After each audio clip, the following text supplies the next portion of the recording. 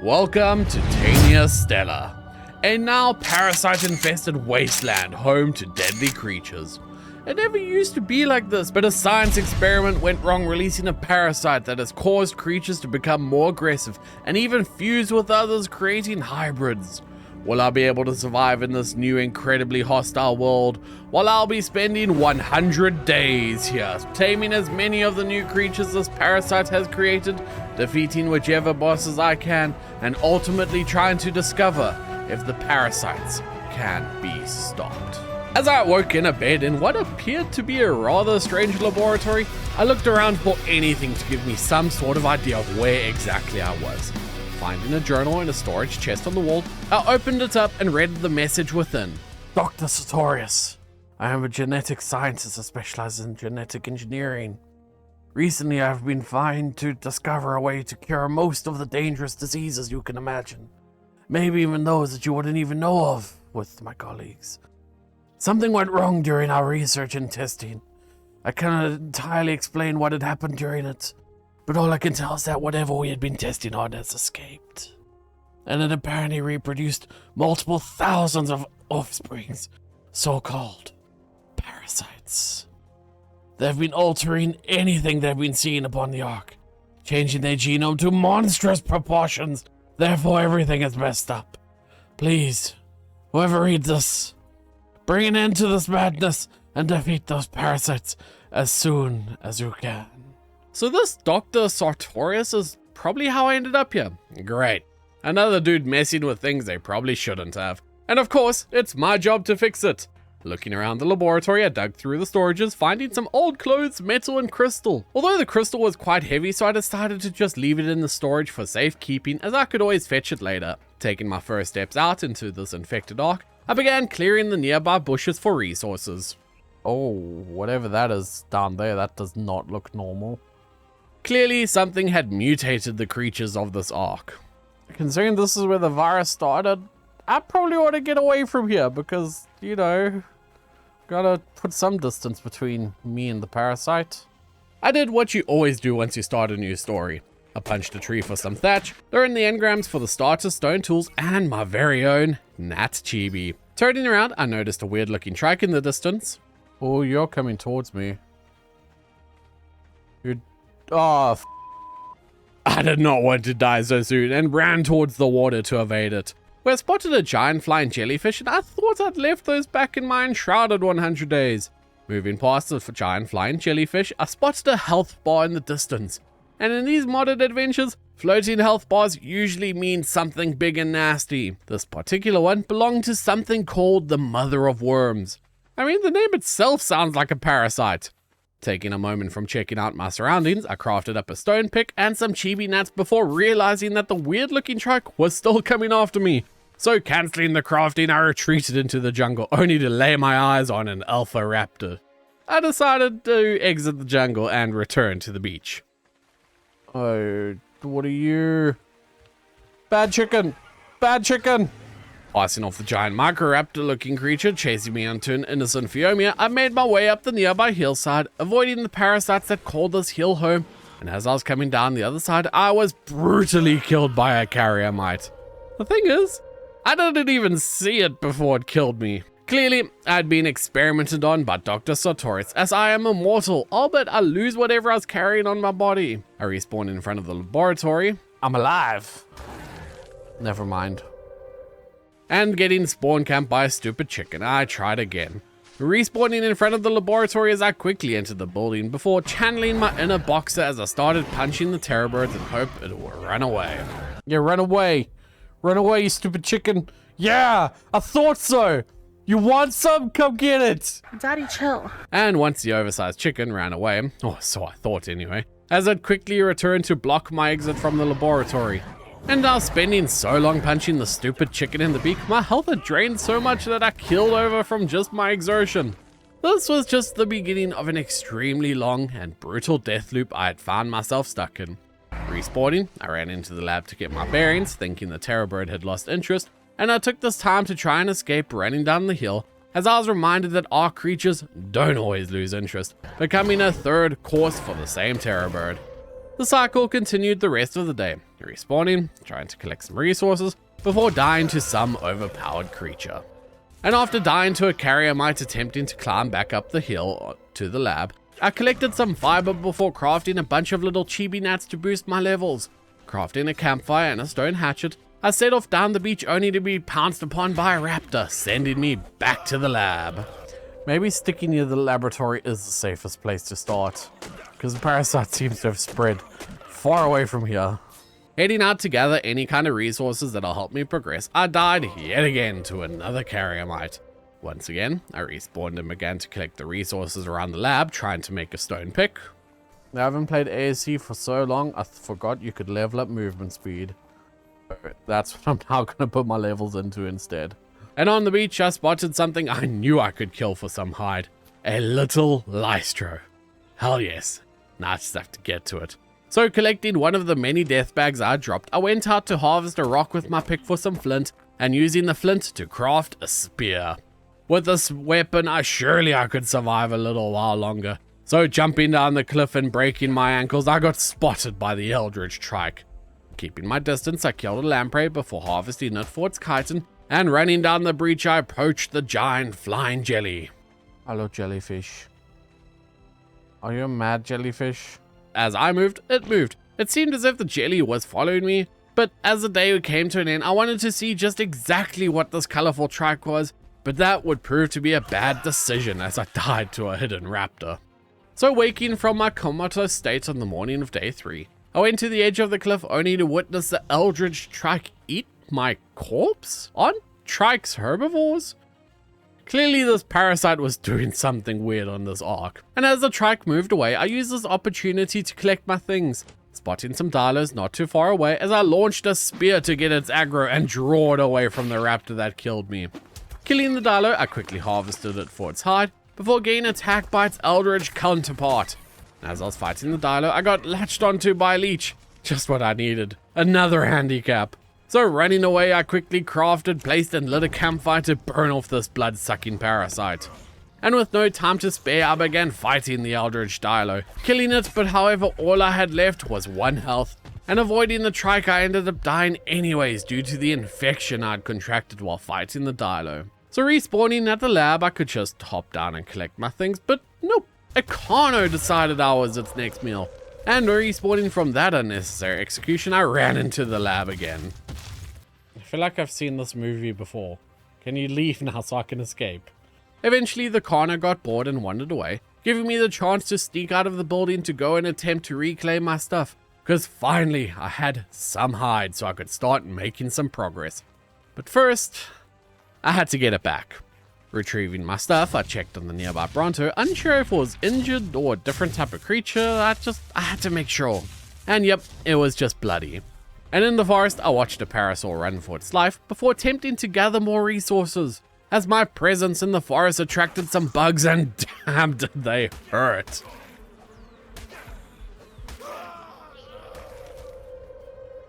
I died to bugs. As I respawned, I attempted to lead the Carno off the cliff, but died in the process, entering myself into yet another death loop.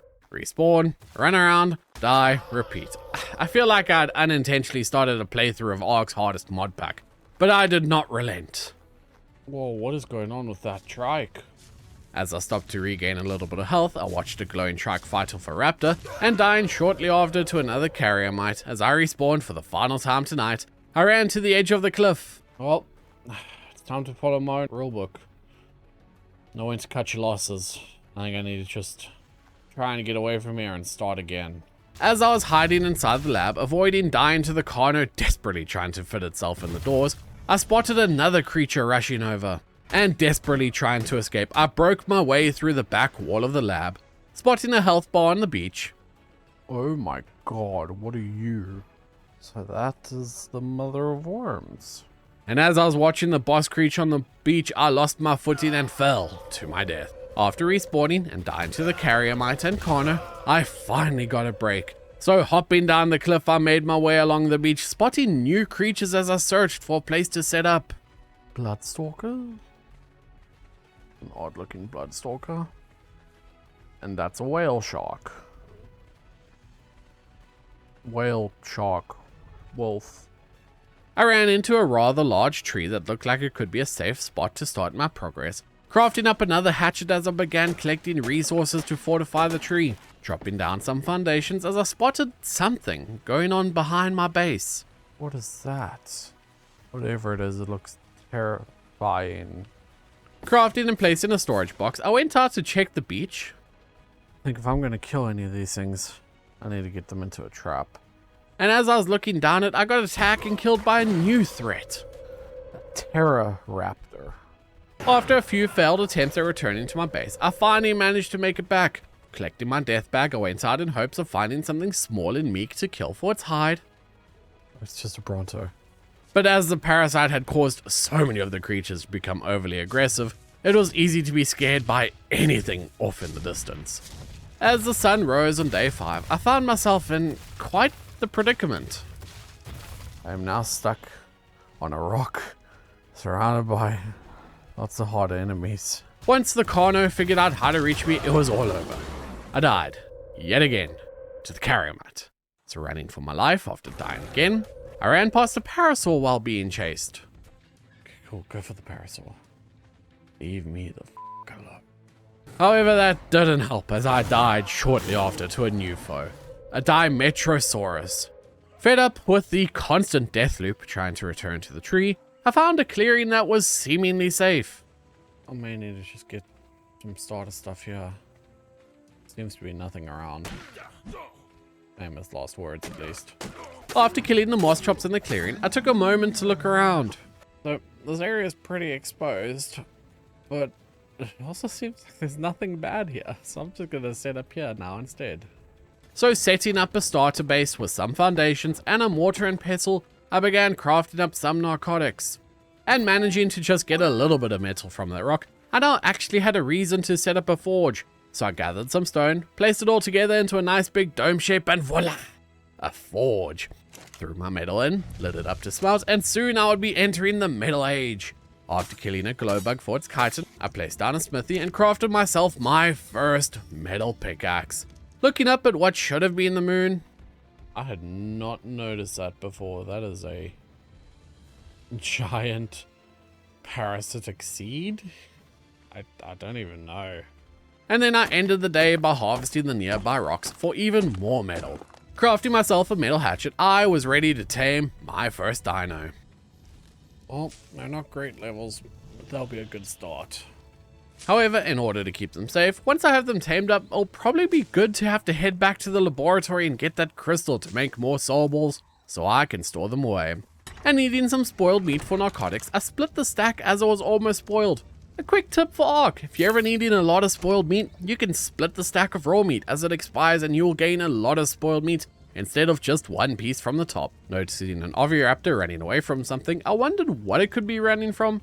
So paying it no mind, I used the spoiled meat to craft my first batch of narcotics. Turning the batch into a single blue narcotic, a better version that deals 10 times as much torpor, but costs the same amount as if you were to just use 10 arrows.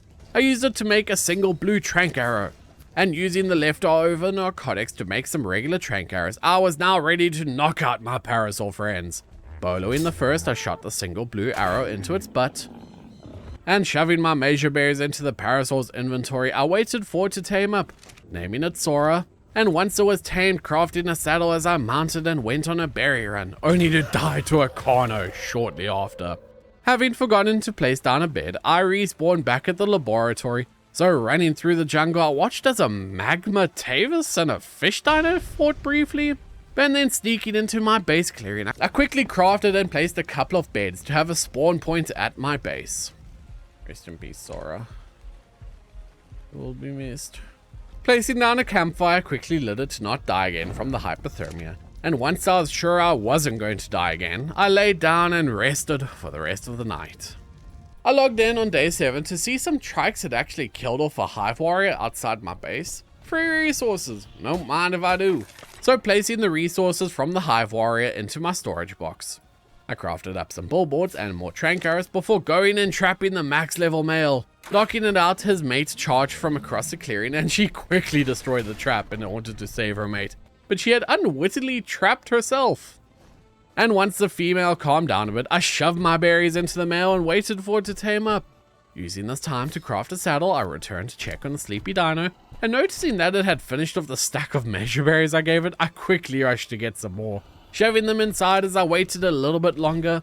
And once it had eaten enough, the level 180 trike tamed up, and I named it Sierra. And as I dismounted and remounted Sierra, he managed to escape the trap while leaving his lover stuck there. Using Sierra, I went on a berry run, using the narco berries to craft more narcotics in order to knock out and tame up the female trike. Oh. Well, Sierra, I hope you're strong enough to take this on. But I can keep him back. Yes! Yes! I can knock him back just enough so I can deal more damage. And taking out the carrier mite, Sierra held his own. Harvesting the corpse, it dropped spoiled meat. Actually quite helpful as I needed it to craft more narcotics. And it was time to tame Sierra's girlfriend. In the butt. In the butt. Shooting her with 2 trank arrows and she was out like a light. Taking the measure berries off Sierra, I shoved them into the sleeping trike, and after cleaning up my trap and cooking myself some steak, she was tamed. I named her Celiano and brought both of them back to base to start breeding. Not only am I going to breed you guys, but I think I need to make my way back to that laboratory to use the crystal to make some soul balls so I can keep you guys 100% safe. Because right now, as we saw, any old mite can just roll up and start attacking us. And I don't like it. And with new clothes that would make Edgine proud, I mounted Sierra and began a massive berry harvest run, eating a lamprey to the underworld as I went along. And returning to base, I wanted to secure my area a little bit more, and for that I learned the Dino Gateway and Gate Engrams. Now these gates needed a whole lot of stone, so I went out and harvested every rock I could find. Returning with a bunch of stone in my pockets, I crafted as many gates as I could before beginning to block off the entrance to my clearing. Oh my god.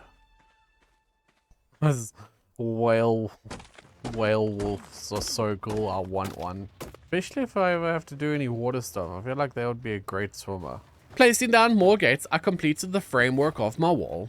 Stuff could obviously still fall from down there to my base, but I suppose I hope that doesn't happen. And besides, this is only the starter operations. And with the gateways placed, now I just needed to craft the gates. So another resource run completed, and I crafted enough gates, placing them into their slots as my wall was complete. One side of it anyway. The wall. We've done a great job. It ain't much, but it's honest work. Chloe trike. What are you? Tenia Triceratops. That's cool. You're low level, otherwise I would try to knock you out and tame you. Just because I want one. Now that my base was somewhat protected, I wanted to get some protection for my trikes. Spotting an intruder within my perimeter, I mounted Sierra and began fighting, only to contract mega rabies before killing it and saving Celiano. Waiting out the mega rabies timer, it was really cutting close whether or not I was going to die to this disease. Come on. 3, 2, 1. Oh, down to 4 health. Not even close. Harvesting the ex-hive creature, I cooked its meat and began healing myself. And after my health had recovered slightly, I decided to head out. Sights set on making it back to the lab to collect the crystal I had left.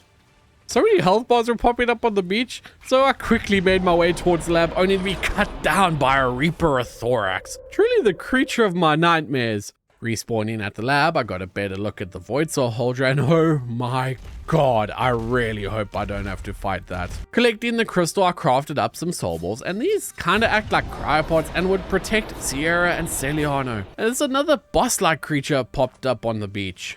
But what are you? Main carrier queen. Why are there so many what seems to be bosses spawning on what is supposed to be my main beach? It's just standing there, looking at me menacingly. And then attempting to run back to base, I quickly was forced to retreat back into the lab as so many aggressive creatures were about, even noticing a head popping through the wall. Hi. Oh my god, you're ugly. You got buck teeth. It looks like a derpy chicken.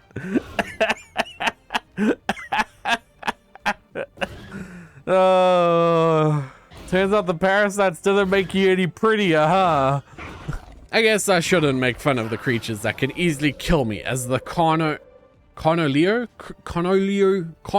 Steus managed to get a single hit and killed me. Well, looks like I'm once again stuck in the laboratory. Hang on, did you just beep? Hello? Hello? Can you hear me? My motion sensors have alerted me that someone is there. Survivor, that you? Oh, thank God you're awake. I was worried the experiment was a failure. Listen, I don't have much time. I managed to escape and am now in hiding. There is a small shack at 64 degrees north, 17 degrees west. Get there and I will leave you a note explaining what has happened and how to beat these parasites. You need to put a stop to this. I have to go before they detect me. Good luck. 6417. What is that 6417? How far away even is that? That's that direction. That's towards where my base is. Now that I at least had some direction to work towards, I made my way back to my stuff, collected it before heading back to base. Oh, it's a mole rat. Oh my god, I shot myself. I was like, what the fuck is that? It's... And entering the base, I transferred Sierra's inventory into my smithy. Before balling up the trikes and then using the crystal I grabbed, I made myself an awesome spyglass. Mother forms, 50k health. That's not too bad. I feel like the Void Soul Hydra would be a lot more. And catching a glimpse of the Reaper of Thorax, and with the help of my awesome spyglass, I was able to see just how much health it had. Now, the awesome spyglass is an extremely powerful tool, giving you the ability to see a creature's name, its stats, what food it likes, and it even gives you the coordinates of where you are. This is a game changer, so I can now at least see what is coming to kill me. But now that I had the ability to keep track of what coordinates I was at, I decided to do a little test. A suicide run to expect what exactly was at those coordinates I had received. So placing all my stuff inside my smithy, I headed out, running through the jungle as I tried to avoid the Void Soul Hydra. 4.9 million health. Stay away from me. Yeah, don't worry, I will. And even though I did my best to keep my distance, the Void Soul Hydra decided I looked like a good snack and munched me before I could even get away. Respawning at my base, I crafted up some parachutes to assist me on my travels, and attempt number 2 to get to the coordinates, I came across some weird looking creatures. A Ramotherium. It's a rhino mammoth. A Lutodraco.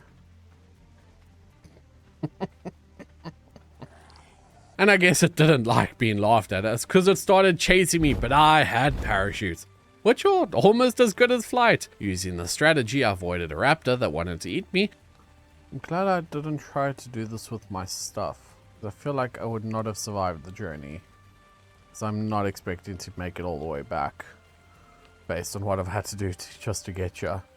And as I landed from my parachute glide, only to get attacked by a rogue swarm, and of course, I died. I was so close. I guess I'll have to gear up and try again later after I ended up back at base. I spent the rest of the day dealing with some pesky darters and a blood mite that just would not leave me alone. And then wandering onto the beach, I saw something I really wanted. What are you? Drop a fish to feed. A Lutrene parvis. Oh my god, you're adorable. And another Reaper of Thorax. And as it saw me, I ran for my life, unaware there was another predator lurking nearby.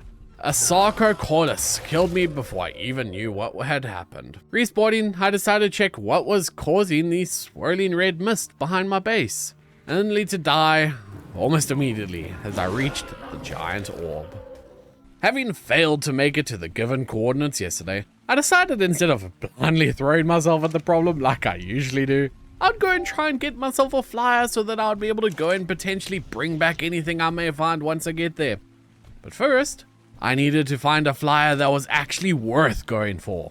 So grabbing my gear from my smithy, I took out the invading Eldritch Dilos making sure to move the dead body out of the way so I didn't accidentally hit the teenier trike, and running into the jungle as I got sniped by an Orankiakaikus. Respawning and going to collect my stuff, I saw what actually killed me. After crafting a second awesome spyglass, I dealt with the second dilo that thought my gate was its lunch, and as I was running down the beach, I got a little too close to an albino hell-if creature, and deciding it was best not to press my luck, I turned tail and ran the other way. Wyvern cheese? Who in their right mind would make cheese out of wyvern milk? Being attacked by the drones from the albino hive creature, I died shortly after posing the question, and now this is where another death loop began. Spawning at base, trying to lead what dangerous creatures invaded my safe space before dying again. I did see some cool creatures spawning in at the lab while my beds were on cooldown, like this deer calico thing. And then making my way back to the base, I was stopped in my tracks as I found something that just wasn't right. Hide and seek champion 2025. Bronto hiding in the tree. No one would have ever expected it. Ignoring the fact that a Bronto was chilling up in a tree, I went to check out a flyer that looked like a tappy horror. A Spinozalosaurus. You're death is what you are. Death. I guess I got too close because it took me out with barely any effort. Respawning back at base, I learned the engrams needed for harpoon gun and net projectiles, but I was far off from being able to craft it as I needed polymer. So attempting to gather my stuff, I died to my Bronto friend as I was fighting the spider thing. After another respawn, I collected my gear only to be chased by a Gigaploplophosora. I may have accidentally started playing one of the hardest mod packs out there. This start has been rough. 11 days in and 30 something deaths? It sure has been a rough start to say the least. But if you enjoyed watching me suffer, why not leave a like and a comment? Maybe subscribe so you can watch all my other adventures. Running to collect my things, I made sure to let the Giga creature know exactly how I felt about him damaging my wall. No! Leave my gates alone! No! Stop! Stop! You're hurting them! Collecting my stuff, I ended the day as I was just looking over the beach. Surveying the beach, there was death almost everywhere I looked. I did see a weird creature in the sky, but before deciding if I wanted it or not, I checked what I needed to make it saddle. Electronics, hide, and keratin. That's not impossible. It's difficult, but not impossible. So I decided to go and try to tame the Mantamonite creature. Running under it, seeing it wasn't immediately aggressive to me, gave me some reassurance, and tossing my bowler, I immobilized the flying cuttlefish before filling it full of trank arrows, sending it to sleep. Regretfully, I did forget to bring any sort of taming food, but luckily, there was a dodo and a parasaur close by, and killing them, I shoved my meat into the sleeping manta and waited for it to tame up. But unfortunately, the Bronto had gotten attacked by something, and as it was a massive creature, its tail swipe killed me right before the manta tamed up. Respawning, I had to go and get my manta. Our Giga friend has destroyed my gates and left. Great. Thanks, bro. Appreciate it. Passing by what was my wall, at least the Giga was gone, and creating my tribe and checking my tame log, the manta tamed up and was alive. Finally, my flyer. I just had to go get it and get it back to base in one piece. And reaching my manta, I whistled it to fight the eldritch trike. And once the manta killed the trike, I sent it out to kill the albino hive creature clearing the path. As once at base, I noticed an eldritch trike running straight at me. And tossing out Sierra, I whistled the manta to help take it down. Nap time for me. Oh no. Killing the eldritch trike had knocked me out with some poison cloud or something. And after waking up from my forced nap, I parked Sierra and the manta at base. Well, success. We got our first abomination creature. And I am gonna name you Mantathulu. I then balled up both of them and checked to see what all I needed for that riding membrane so I could start working towards it.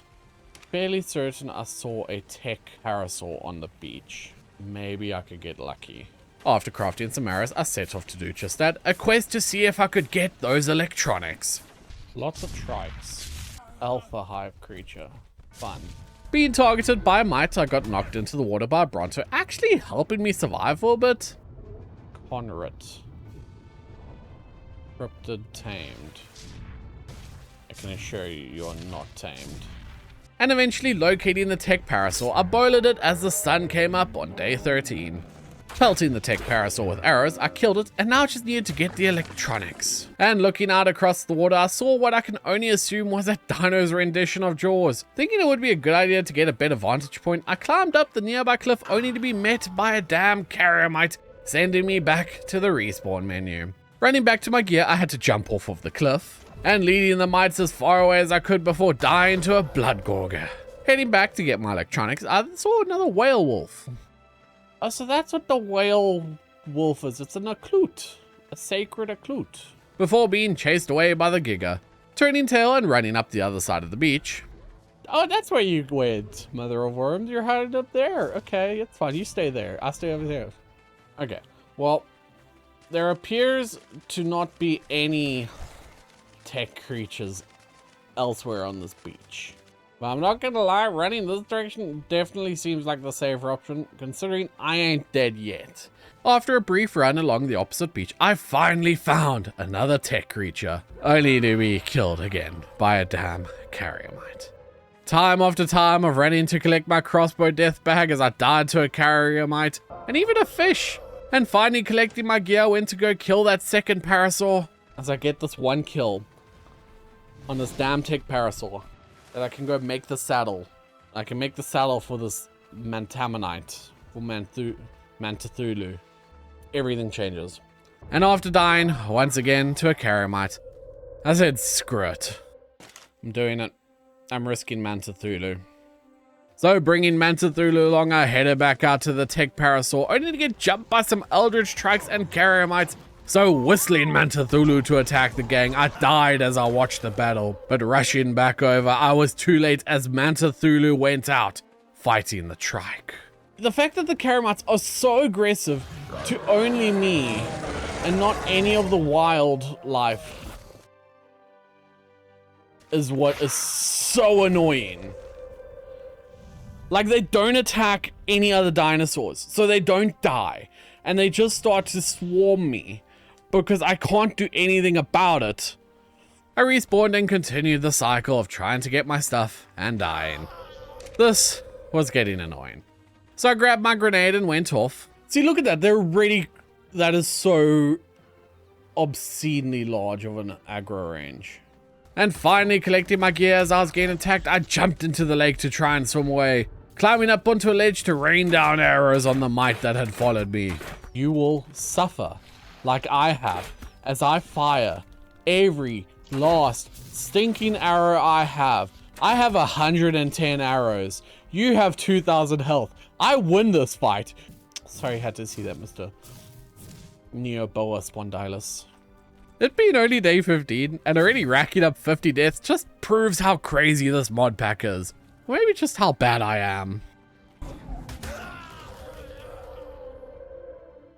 I hate it here. And another run of going to collect my gear, stopping to gain stamina.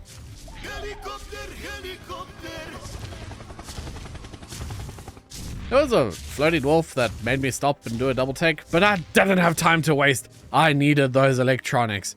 Collecting my stuff, I spotted a necro wyvern flying over the lake. You look sick though. That looks so... It looks like the Nazgul from Lord of the Rings. Leaving the mite, I ran up the little cliff only to see a pteranodon chilling. So shooting it with a trank arrow, I knocked it out, killing the Lystra nearby as I shoved the meat into it and waited for it to tame up. This will have to do.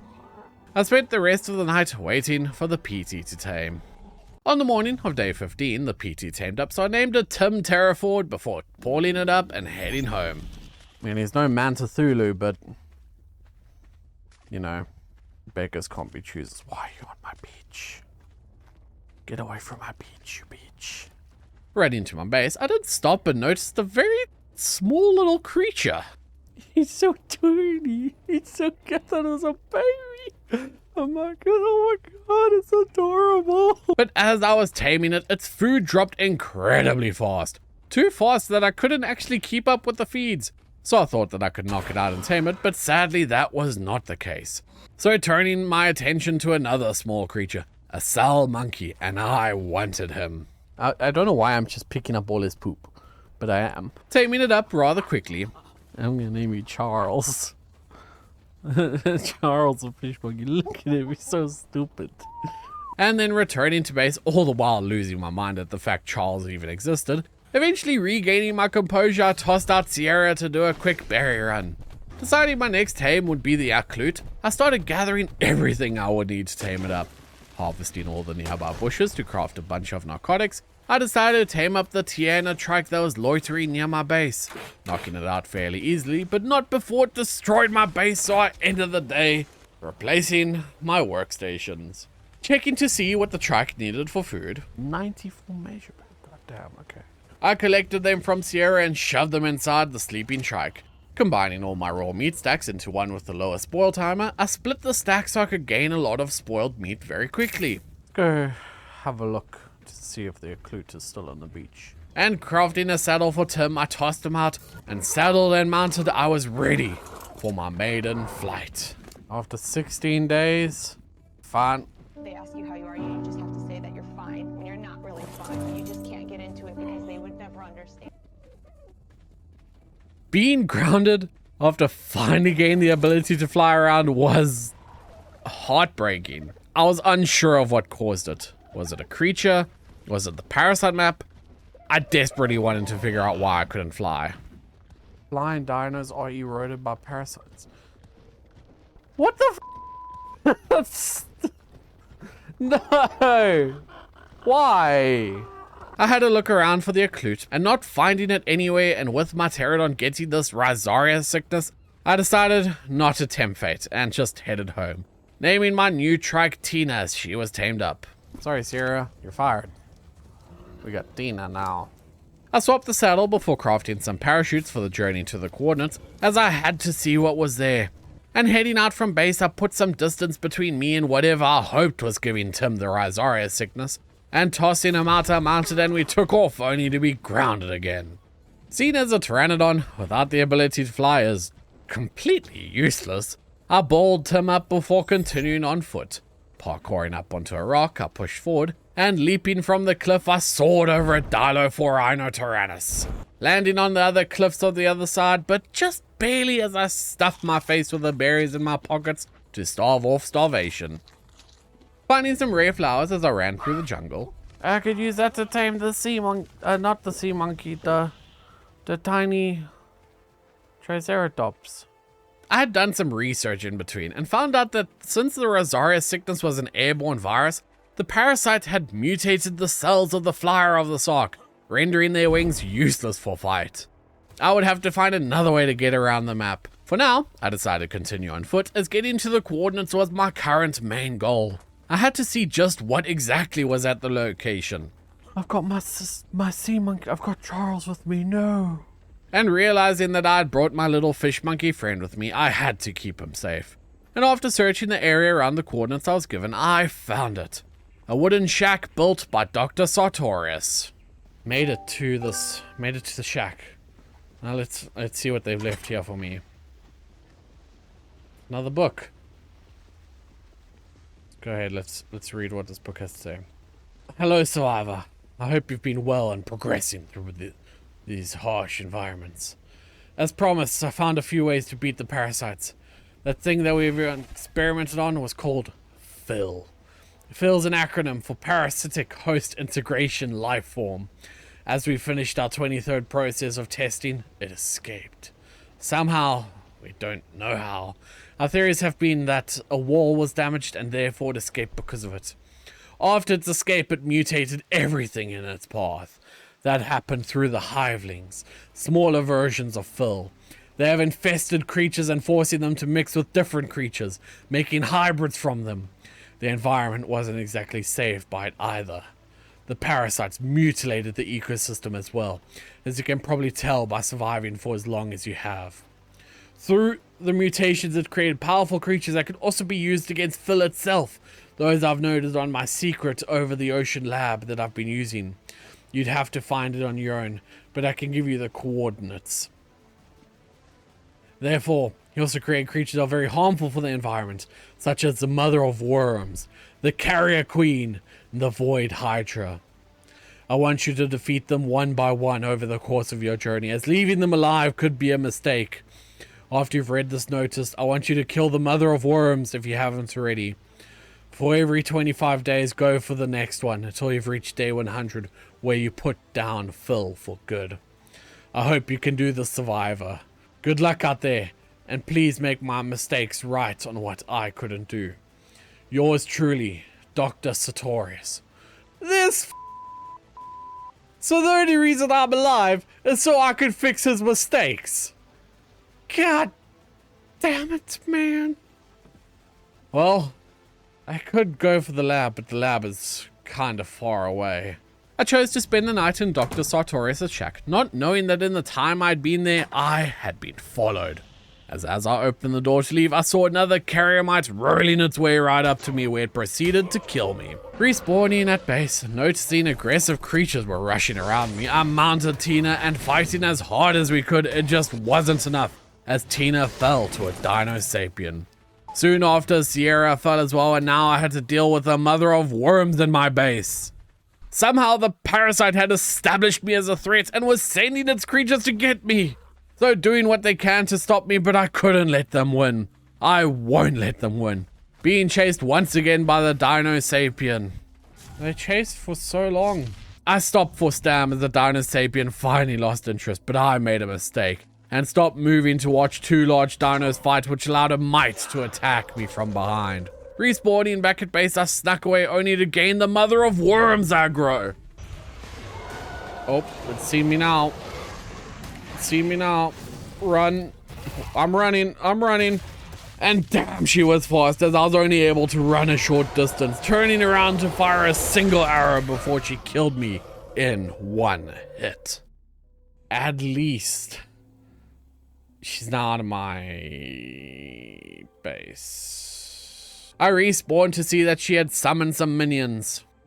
Okay, you summoned minions. The mother of worms summons minions. Well, that's good information to know, I guess. So running to the beaches, I died to an explosion caused by a big boy minion. And as I grabbed my crossbow, the server crashed. Once I relogged from the crash, I died immediately to a rogue swarm. Respawning at my base. That's not a good... Let me up right now. Let me up right now. Instead of parasaurs or trikes, there were now some hive creatures on my base, and I ran out of my base to get away from them. What the flaming serpent from hell? I came across another new creature. Oh, Angie Froggo. Very angry Froggo. A Balzaba.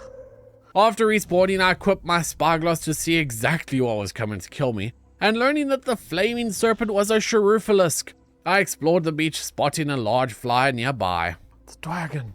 And it tried to get me, but I was too quick for it, but not quick enough for the carriamite. I decided, while I was at base, to upgrade my wooden foundations to stone, but after another server crash, I decided to just call it a day and log out for the night, as clearly the parasite had infected my server with a virus of its own, leaving myself to try again tomorrow. Logging in on day 21, I tossed out my trike to replace Sierra, setting up some narcotics to craft, and then I mounted Celiano and went on a berry run.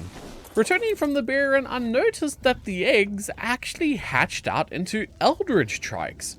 So, balling up my new babies, I tossed them into the smithy so that they could raise up in the soul ball, and then repairing my armor before heading out. Taking out an eldritch dilo, I found something truly menacing. A Magshur Drake.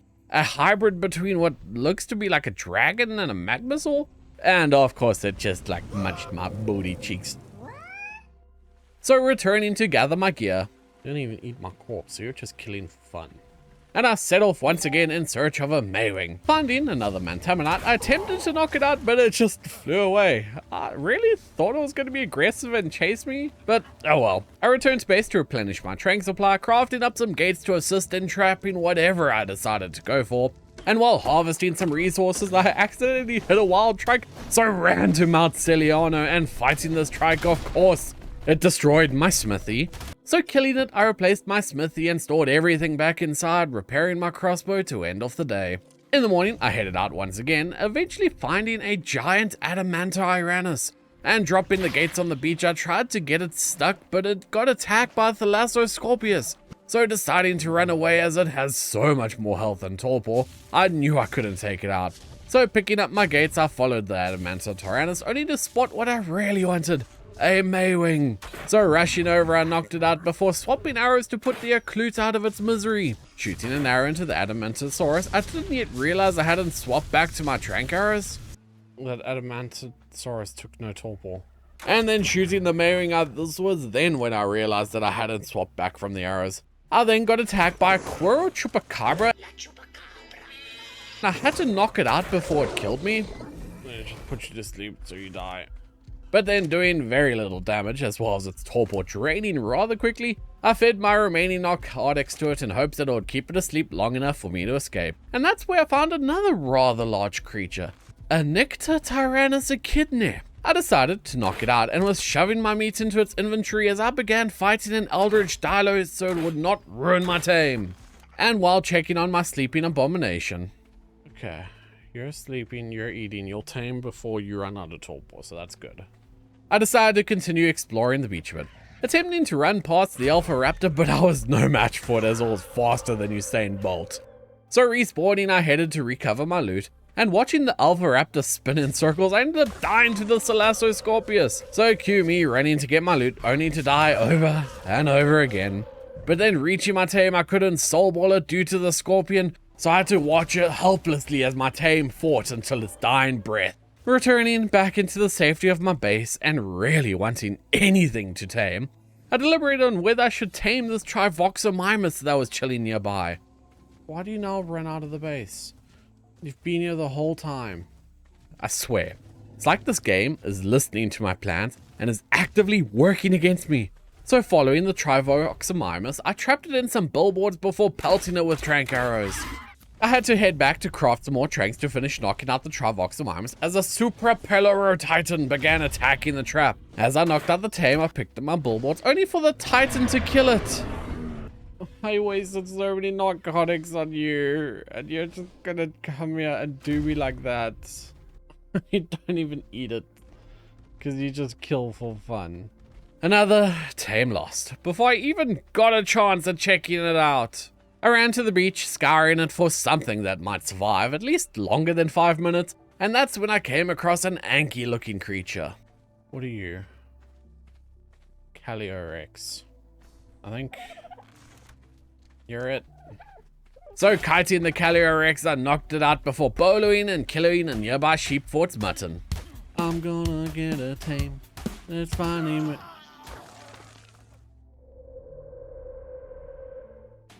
I hate this game.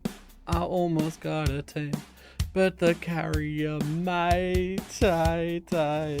So after dying to the carrier mite, I respawned and went to get my stuff, leading the mite away as I rushed back to pick up my stuff and began luring the mite even further away from my sleeping friend. Just gotta slowly lure it far enough away that I can just sprint past and not have to stress. Once I felt comfortable enough with how far the carrier mite was, I rushed back and shoved the mutton inside the Caliorex. Staying nearby, I waited until it was tamed. And I'm going to name you God's Gift. And then not seeing the soul ball on my hotbar, I nearly had a panic attack before realizing that I could ball up God's Gift and head back to base. Once there, I checked to see if I had enough resources to craft up a saddle, only to get it targeted by a flying Mazura Drake. What are the chances? Go away. No, why me? And running away from my base to try and prevent the flying creature from destroying it, I had to watch as I killed Celiano just for sport. Of course, it couldn't just leave me be. It just had to fly back and finish me off. Respawning, I ran to lure the Drake away from my base, getting far enough away I hoped, just before it killed me once again. I then collected my gear and proceeded to craft a saddle for God's Gift, and then using my newly saddled tame to harvest a bit of resources. Collecting Celiano's death bag, I was glad I made those backup trikes, even more so right now since I was now without a berry gatherer. So grabbing the best of the babies, I tossed her out and named her Edna before saddling her and taking out the parasaurs. Eldritch Triceratopses can't gather berries. Well, that sucks. So I need to go get a berry gatherer then. Since I probably shouldn't have killed those parasaurs. Tossing out God's Gift, I wondered if it could gather berries, but I found out pretty quickly that it in fact could not, although it did seemingly randomly gather the occasional bush or two. I'm not quite sure how it worked. So riding down to the beach, I began killing off anything that targeted me, getting my revenge on the Alpha Raptor, and then turning my attention to the Alpha Sacred Aklut, fighting the Thalassoscorpius. I want to kill the Scorpius first, just so that I don't have to worry about it stealing my kill on the Alpha. And once taking out the Scorpion was done, I then turned to look and take out the Alpha Sacred Aklut. See, now that I've actually got a mount that can fight, I'm earning so much more experience. And as the sun was setting and the area getting incredibly dark, I thought to craft a torch to give me some light. However, Necro Wyvern thought it would be the best time to attack me. But some reason during the fight, the Wyvern lost interest, so using this break, I made my escape. However, passing a high-level trike, as I was heading back to base, I decided to come back and tame it. Returning to base, I prepped as many narcotics as I could make. It wasn't that many, so I decided to knock out the parasaur nearby. See, I chose to tame this parasaur so that I would be able to gather enough narco berries so I can go and tame that trike to gather even more narco berries. As taming some of these creatures like that Apatoramphos over there, I was not going to do 600,000 torpor without serious amounts of trank darts. So welcoming the parasaur into my team, I named it Winkles, and using Winkles I started gathering the nearby bushes. Now what I really wanted and was continuously on the lookout for was a Maywing. But I hadn't seen one in a couple of days, so I was beginning to wonder if the parasite had infected the Maywings and made them go extinct. I hope not, as they were probably the best thing I could use to get around the map safely. So stopping by base to start up some narcotics to craft, I continued gathering berries, and once finished I put Winkle in a soul ball to keep him safe. I placed down a Trank++ to craft the modded tranks I would need in the future, and I then crafted a single purple trank arrow and headed out to tame the trike with God's gift. Clearing out the beach, I took aim at the trike and shot my arrow. Of course, my shot missed. So I had to make the run of shame back to base to get another one. On my way back to base, I started fighting Dilophorinotyrannus. Is the Opato helping me? I think the Opato is helping me. I really didn't expect a single fight would bring every creature around to join in. Feels so good to have something that could actually take on these creatures. I'm not gonna lie. Even if it is just what I assume is just a bunch of herbivores. Killing the Tropiocoatlas, I then had to fight the Apatoramphos. You want some more, Mr. Apatoramphos? Or are you done? You want more? I killed off the Apato to end off the day, and returning to base after a long night of fighting. Luckily, as I was doing that, the narcotics I had crafted were finished, so making another purple trank arrow, I headed back down to the beach to tame up the trike. I finally get to come back for the trike. It's immediately eaten. Fantastic. Oh, never mind, it's over there. So hopping off of God's gift, I went close to the trike and shot it this time, making sure to not miss a shot. And once the trike was sound asleep, I ran around to collect the measure berries needed to tame it up, eating some raw meat so I didn't die to starvation. And then when the trike tamed up, I named it Pinchazo de Tres Cuernos. Something with 3 horns, I think. Heading back to base, I crafted a trike saddle, took out an Eldritch Dilo, and decided I was now going to farm berries. A lot of berries for the rest of the day.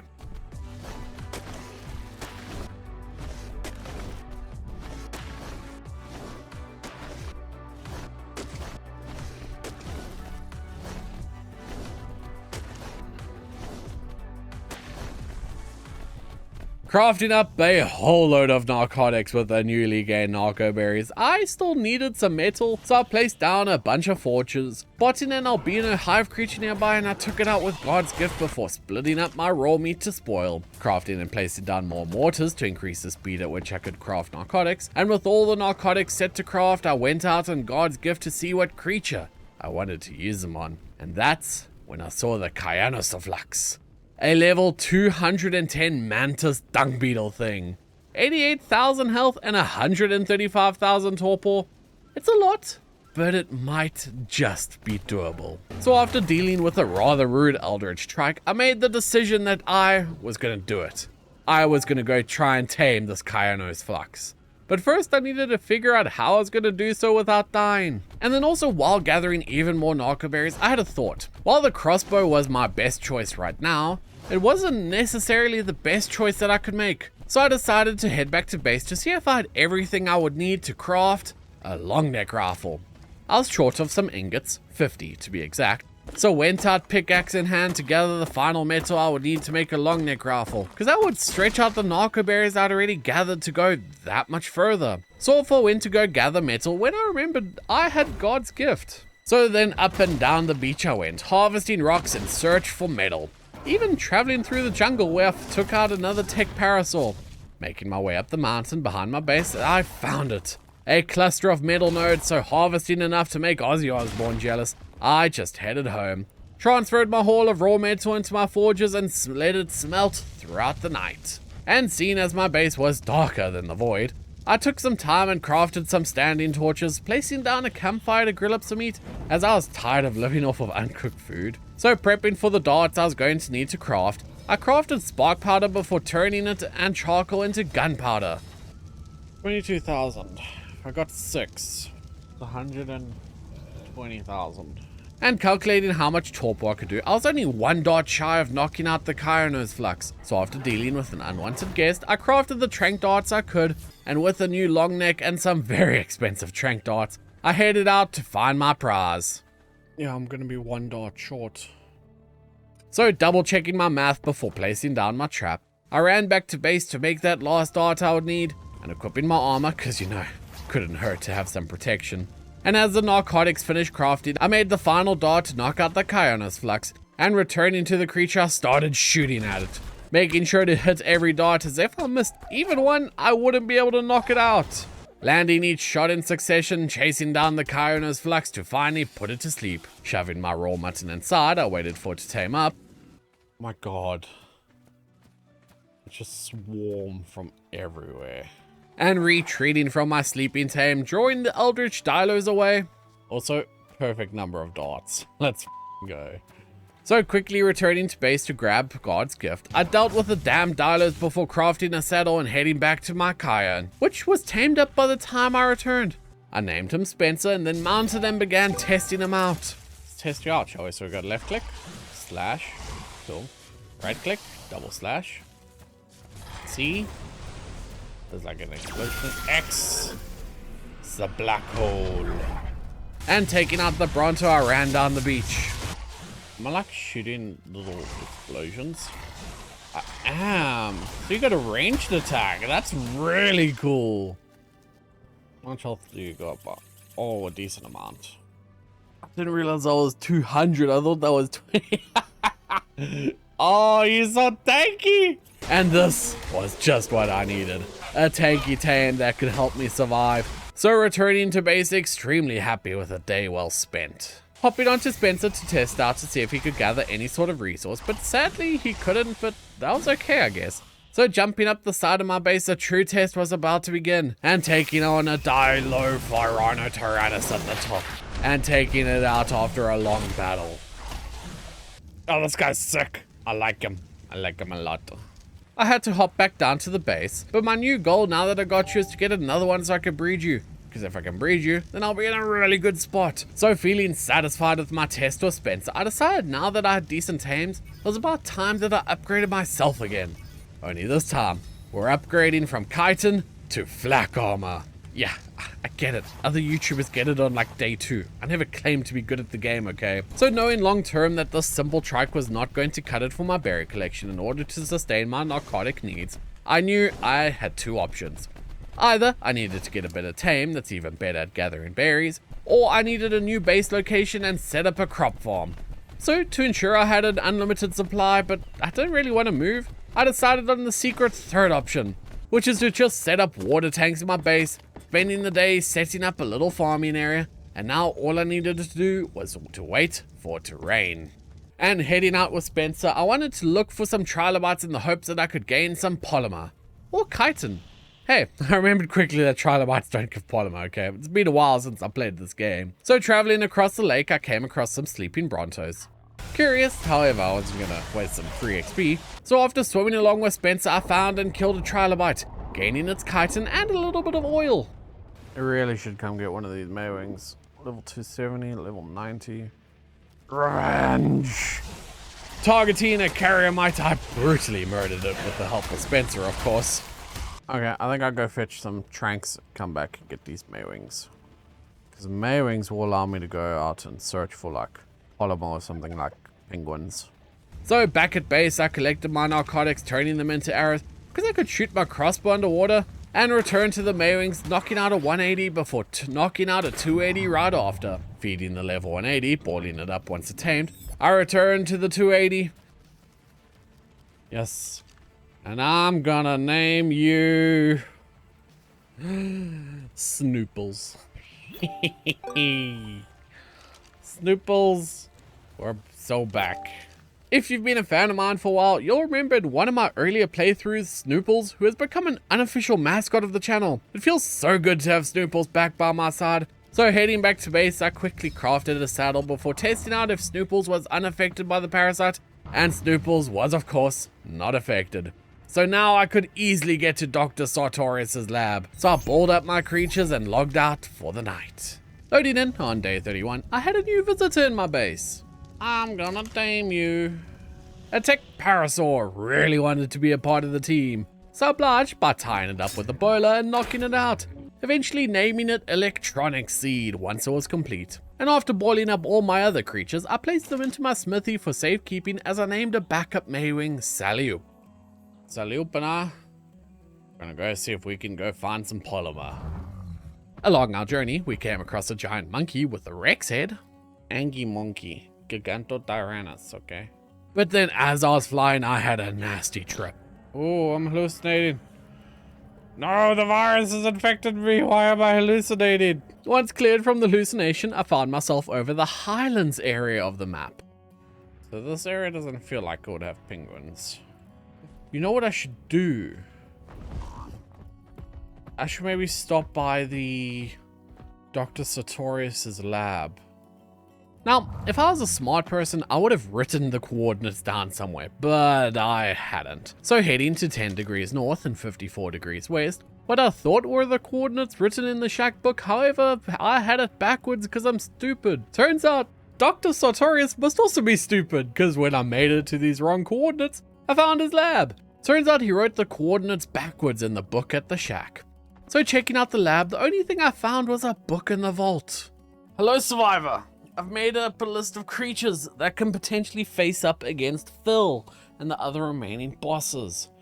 The Diablotaurus, Ultra Exonovator, Spinonicus, Kaiser Spinotyrannus, Barrig Xenonyx, Reapothorax, Macrocerdraker, Indominus Rex, Spinocedacarus, Pantheranubis. I've done research on these creatures, and to my knowledge and under the right circumstances, they'll be able to stand to Phil and the others. If this is my last message, I hope it all goes well for you. And as disappointing as it was to find the lab empty except for a book, what is very useful was also having this new list of creatures I should be working towards. I mean, I've already seen a couple around the island already, like the Reapothorax or the Ultra Exonovator, but until I'm able to go out and tame them, I'll just have to keep those creatures in mind. So reaching the snow biome, a Luto Draco must have known I made fun of one of its own as it stunned me off of Saliup and killed me. I wasn't expecting it to stun me off my tame. Gonna lie. Mantis. I have to go back for the mantis. I quickly crafted up another Maywing saddle, mounted all reliable Snooples, and headed to go save Spencer. I shouldn't have laughed at the Luto Draco again. I should have learnt my lesson the first time. I arrived at my death beacon in the wee hours of the morning, just as the Luto Draco killed off Saliup. Yeah, just wait for daytime if I'm gonna survive. So spending the morning gliding over the water, staying out of the cold. Considering I was wearing flak armor and it two-shot me, it's probably not great to go in this with no armor at all. But watching the beach and the Luto Draco, I bided my time waiting for it to get pulled far enough away that I can go get my stuff. Come on, run away, little Megalo. Run. Lure it away. And as the Luto Draco started battling a Sarco hybrid falling down the small hill, I used this time to swoop in and quickly collect my stuff, saving Spencer from my inventory. Being attacked by a pack of wolves, I got the hell out of there as fast as possible. And as I escaped and landed on a nearby shore, something new attacked me. What the f are you? I want to see what that stuff is. So activating my spyglass, I flew by the beach inspecting the creatures that had attacked me. But now the question still remained. Polymer. Where was I going to find it? Gliding over the highlands, I spotted another Kionos flux. And then a little while later, I spotted not one, but 2 tech gigas. Man, they look pretty cool, but I needed polymer. So landing on the beach of the desert, I spotted a second tech parasaur. But that plan being thwarted by a damn carriomite, I left it. See, if I could find a mantis, just a regular vanilla mantis on the beach, that'd be my polymer sorted. So I searched up and down the desert beach, and eventually after finding a mantis, I swapped Snooples out for Spencer and went on a killing spree, harvesting any mantis I could find for that sweet polymer. And thinking I would be safe, I started fighting an alpha hive creature. However, they could attack me off the back of my mount, so I had to quickly retreat into the ocean. So swapping back to Snooples, I decided to just simply head back to base. Always gotta follow the rule of KISS. Keep it simple, stupid. So that's what I did, flying throughout the night until I got home.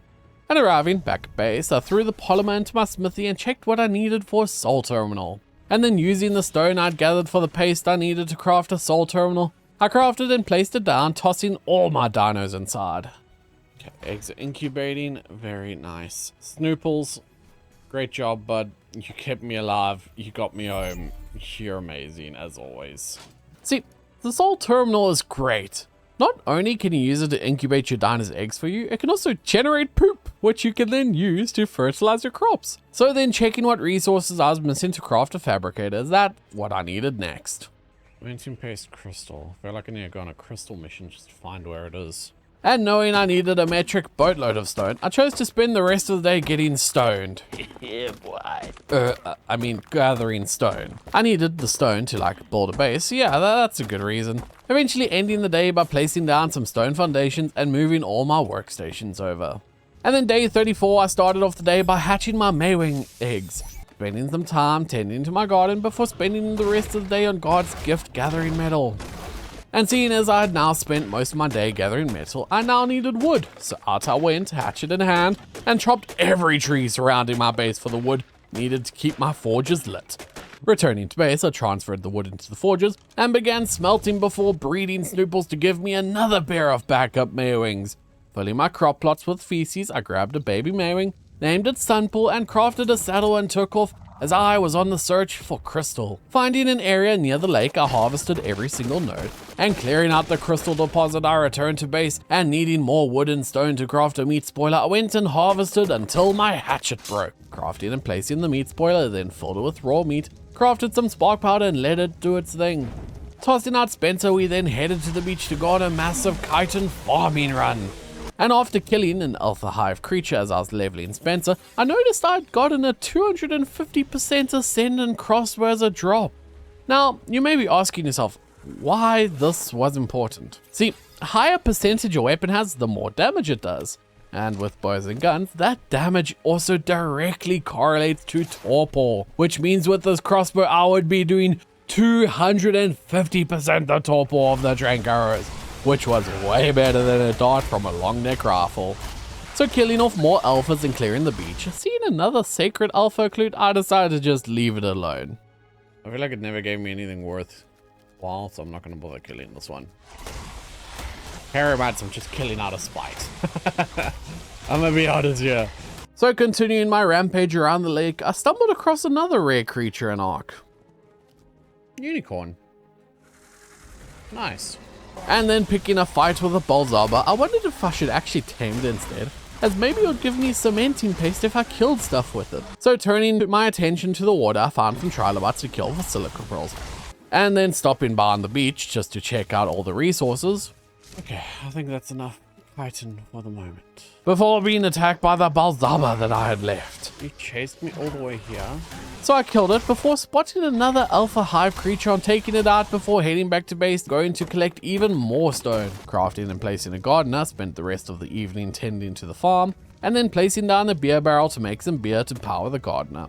Setting some narcotics to craft, I took Sunpool out to belly flop bushes to gather berries, and then while gathering berries I got attacked by a big horned Amelia and Tuca. Jumping into the lake to avoid death, gliding through the jungle where I found a little river. Oh, otters spawn here. I should probably come get myself an otter. So heading back to base to top up my narcotic crafting, I had to also guard and get some more stone. Next on my wish list is definitely a dino that can gather stone for me. And then once back at base, I continued my farming operations, setting up crop plots for the various vegetables I may need. Taking my water jars, I made a few trips to the lake and back to fill up the beer barrel, and then crafting and placing a fabricator, I used it to craft an electric generator. Once crafted and placed, I filled it with fuel and turned it on, and my base, if you can call it that, had power. So breeding more backup Mayewings, I collected some of the poop from my soul terminal, and seeing as I was attempting to do some gardening, I decided to head out and get myself a dung beetle, as they have a very unique ability to turn poop into fertilizer. And then as I was flying over the desert where I expected to find them, a Macrocera Draco caught my attention. Oh my god, you swarm drones follow me everywhere. These stupid mosquitoes would not leave me alone as I scoured the desert for a dung beetle. But eventually finding one, I quickly fed it before hopping back onto Sunpools and moving away so a hive creature wouldn't mess with my dung beetle. But then as I came back to check on it, the progress got reset by a mosquito. So off I went to find another low-level dung beetle. However, every one I found was near max level. I wanted a low level one so it would be easy to tame. Eventually finding one, I had to clear the area of a swarm and some vultures before leading a carrier mite away. And as I led the mite far enough away, I eventually returned to the dung beetle, feeding it my poop, waiting a few moments for it to get hungry again as I fed it a second poop to tame it. Quickly boiling it up before heading back home. At least I know, if I ever want to get powerful creatures, I have to come to the desert, because god damn, there's so many things around here. So back at base, I threw the beetle into the soul terminal so it can do its thing. And hatching my backup Mayewings, I checked on my distillery. Well, I need this beer to be made so that I can start having my gardener auto-harvest my crops. And then seeing an engram for something called an outbreak mech, I was intrigued. So I looked at what I needed to craft it, and there was a whole bunch of metal and cementing paste. So hopping onto God's gift, I did another metal run before returning home and tossing the metal into my forges. Checking through my engrams while the metal was smelting, I learned some better narcotics and arrows, and crafting some red narcotics that did 8,000 torpor. If I wanted to tame something, this was gonna be it. So me and Sunpool went out to see what would be the newest addition to the team, eventually finding a Titanoceratosaurus and a Supracellular Titan right next to each other. And I decided the Titanoceratosaurus would be easier as its torpor was much less. So I went home to prep what I need, crafting some of those red shank arrows, gathering measure berries and raw mutton, and then with the arrows and taming food sorted, I headed out to go and knock this behemoth out. Shooting it with only 2 arrows, it went to sleep, and then filling its inventory, only to remember I had a farm. Wait, I got rock carrots, I can grab those. And eventually returning to the Titanoceratosaurus after collecting my rock carrots, I waited for it to tame up. And as I was waiting, I took out the aggressive Triton mites that wanted to ruin my tame, and seeing that the Supracellular Titan was getting a little too close for comfort, I decided to lure it away before killing it. Very nice. And my Titanoceratosaurus is a wakey, wakey, wake. And as it tamed up, I decided to name it Spike, because I am completely unoriginal. Crafting a stego saddle, I mounted up and went for a test ride, and testing out it, I noticed it did a crazy amount of damage. And it also had this weird ability to impale creatures on its tail, something I found out while fighting this Glacy Venator. You're my prisoner now! And taking out the Neovertitanus with the Glacy still impaled, I had an idea. Can I jump off? Did that work? Or drop it? And testing, I almost died so quickly I had to re-impale the Glacy. Well, I feel like this Titanoceratosaurus is definitely gonna make it into my army if we have to take out some of these bosses. So returning to base, I repaired my gear, restocked my meat spoiler, and crafted a feeding trough to make sure none of my tames went hungry.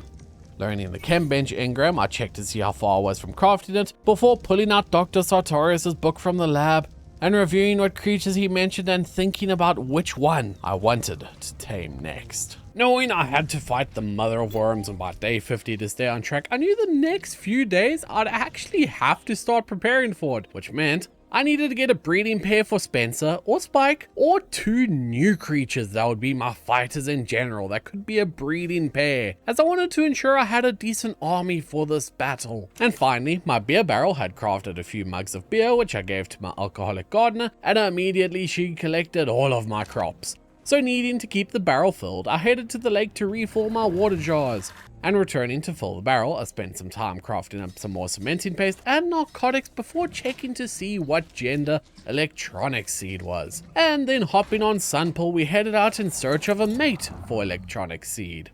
And that's when I came across a death burrower. But apparently it didn't like me flying so close to it, as it shot a venom ball that completely destroyed all of my armor. So retreating, I found myself at the lab once again, and landing on the roof, I looked down to see a Balzaba. Thinking I was safe and could enter it without being hit, I found out quick that I was in fact wrong. And respawning, I attempted to lure the Balzaba away, but died again. So quickly respawning, I couldn't help but watch as the Balzaba viciously murdered my Maywing. Grabbing the saddle from Sunpool's corpse.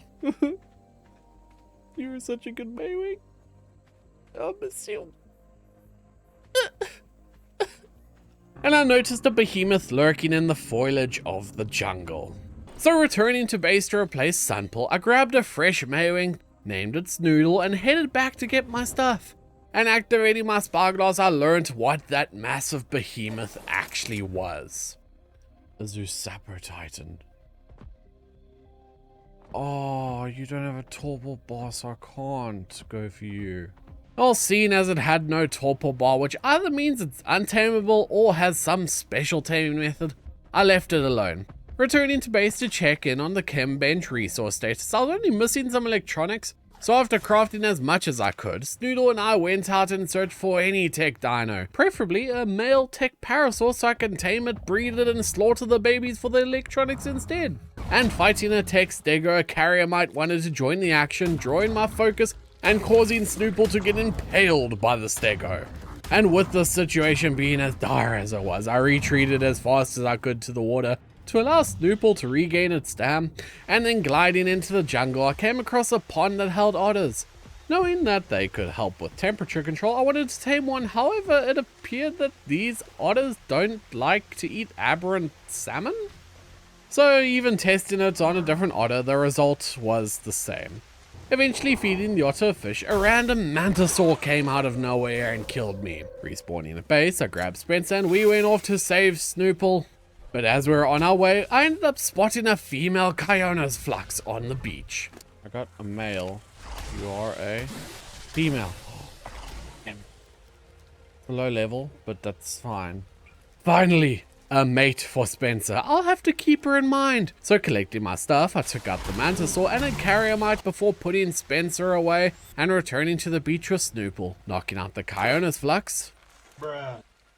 I said, knocking out the Kiona's flux. I tossed out Spencer and cleared the beach a bit for some prime meat. I eventually named the new Kiona Susan and balled her up and began fighting a Conrad. And that's when a Photosaur came up and stunned me off. Not wanting my tames to die, I whistled passive and follow and retreated, allowing the Conrad and Photosaur to settle their beef on their own. We're back. And I got a breeding mate for Spencer. It wasn't my plan to go out and look for that specifically, but you know what? I'll take it. Then spent the rest of the day trying to get these 2 love bugs to breed. But even by meshing them together, I just couldn't get them close enough to breed. For whatever reason, they just didn't want to. So I guess I need to find something else. I even tried hitching them up, but eventually just gave up. I had them next to each other, it says they're ready to mate, but for whatever reason, they just didn't want to do it. So crafting up a soul gun, I balled up Spencer and Susan. Oh, well, I guess I have to find something else. Maybe a friend for Spike. So heading out, I scoured the area until I found a perfect mate for my tech parasaur. Taming it, I proceeded to name it Tech Baby Maker, immediately returning to the base where I spent the rest of the day setting up the baby tech parasaur farm. Even placing an air conditioner to speed up incubation. Eventually hatching the first baby. I definitely should have let it mature first, but you know what? I at least now had a way to farm electronics. I probably should have let him mature a bit first, but me being impatient just wasted this one, so we'll just have to get a whole bunch more. I then mounted Spencer and decided to go on a kite and run while Tech Baby Maker and Electronic Seeds did their thing. While out and about, I fought and killed another Alpha Hive creature, supplementing my failed baby kill with a wild adult Tech Parasaur kill, before I found another high-level female Kainas Flux. I'll try to tame another one, maybe then it works. So I went to go and attempt to knock out the Kai, but my first shot missed, which caused me to not be able to knock it out. So I went home, collected some more narcotics, saw a really cool looking Tech Parasaur on the way back, knocked out the female Kainas Flux, and then ended the day heading back to base. And then started day 45 off by sacrificing and harvesting the baby Tech Paras for electronics. With the electronics needed for the chem bench collected, all I needed now was more cementing paste. So once again, I went out for stone. I really need to get myself a stone collecting dino. And after settling the cementing paste to craft, collecting my new Kino, Spencer and Spike, I decided to head out and see if I could find a mother of worms. I was figuring I'd needed to throw some tames at it to test how strong it really was. Because at this stage, I still had no idea. So searching the map, I eventually located a mother of worms on the side of the cliff. But I figured it's probably better to find a safer location. So being smart, I left it to do whatever it did and flew around the map, eventually reaching the redwoods. And this is where I found a mother of worms in a decent location. I lured a carrier hive and mite off the raised cliff, threw out my dinos, balled up Snoodle and mounted Spike before charging into battle with the mother of worms. And sending in the Kainas Flux to attack, we battled hard. I even picked up the carrier hive with Spike, slamming it into the boss for ultimate damage. Eventually the mother of worms fell, and now all that was left was to clear out her minions. Once done, I packed up my team and headed home, and while that fight was easier than expected, I knew the carrier queen and void soul hydra would be much, much harder. And as I returned to base, I decided to make a trophy pillar. While the smart move would have been to eradicate any remains of the mother of worms so that a virus couldn't be spread. However, the cool thing to do would be to mount her head on the wall to show the parasite who's boss. Spending the day doing some house improvements, I crafted and placed an industrial grill, and no longer would I be short of food for myself. And needing so much cementing paste, I decided to hop on Snoodle and go see if I could find some beaver dams, as beaver dams are always a good source of cementing paste. Eventually gliding through a hallucinogenic area, I almost died, forcing me to land and heal up, eventually continuing my search once I'd healed up enough. And as my journey across the map yielded me no dams, I returned home, crafted and placed a chem bench, as that now takes care of all narcotics crafting. So I spent the rest of the day collecting berries and crafting narcotics. And since I'd collected so many narcoberries and turned them into narcotics the day before, I made a batch of red narcotics, turning them into the red trankers as I headed out with Snoodle. But as I reached the desert, strong creatures were everywhere. Max level Panther-nubus? That was one of the creatures on the list. So deliberating on exactly how I wanted to try and tame this stupid panther, I decided to head back home to get a trap, but needing a lot of metal in order to craft it, I spent the next few days doing metal runs with God's gift. Having some forethought, I extended my base a bit and crafted even more forges to speed up the smelting process, placed down some air conditioners to not overheat, and as I transferred metal to the forges, I saw something in the jungle, a Volcanotavis. Hitting a lucky headshot, I knocked it out with only 2 arrows, and shoving my meat inside, I waited for it to tame up. You caused me a bit of trouble early on in the playthrough, but now that I have you, I think there is only a single fitting name for you. And as I tamed up, I'm going to call you a Betelgeuse. Attempting to craft an RG saddle, I was short on fiber of all things. So once I collected a few bushels of it, I crafted the saddle, equipped it Betelgeuse, and took off. And to my surprise, it wasn't affected by the Rosarius sickness, which meant I now had the ability of flight, and boy, could this beast fly. Taking on an alpha clue to test how strong Betelgeuse was, it took some time, but we took it down with no issues, melting its life force like it was nothing. Parking back at base, I balled up Spencer and Betelgeuse in order to end off the day. Logging in on the morning of day 51, I noticed that all of my forges and my generator had run out of fuel while I was offline. So after restarting everything and lighting up my base, I took Snoodle out to gather a bit of wood. Using it to fuel the rest of my forges, I then crafted my first batch of black narcotics. The highest tier I could make when transformed into darts or arrows will deal the most amount of torpor. I eventually finished crafting up my metal gate trap and then mounted Snoodle and off we went. Let's see if I can try to get like an ascendant long neck or ascendant compound bow. So after spending the day scouring the map, eventually in the evening I headed back to base empty-handed, grabbing some raw mutton from my stock. So now I decided to head out in search of a strong creature to tame. Stopping by my lake to recover Snoodle's stamina, I got attacked, knocked off and killed by Dracovarinus.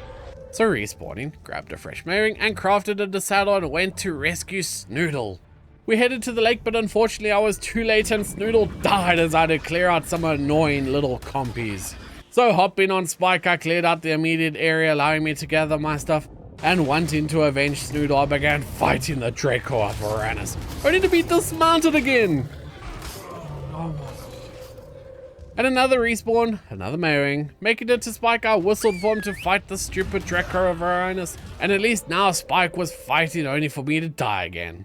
So once again, I respawned, crafted a soul finder before heading out to recover my stuff, and as I got to Spike, I was just in time to watch as another Maywing died. Right before I died to a random Mega Canasuchus. So heading back with another Maywing, I landed on a rock, jutting out from the water to watch Spike destroy the Draco Varanus. And once finished with that fight, I whistled for Spike to wipe out a Mantisaur, before grabbing my gear, balling up Spike and collecting the various Maywing saddles, before tossing out Betelgeuse and taking to the skies.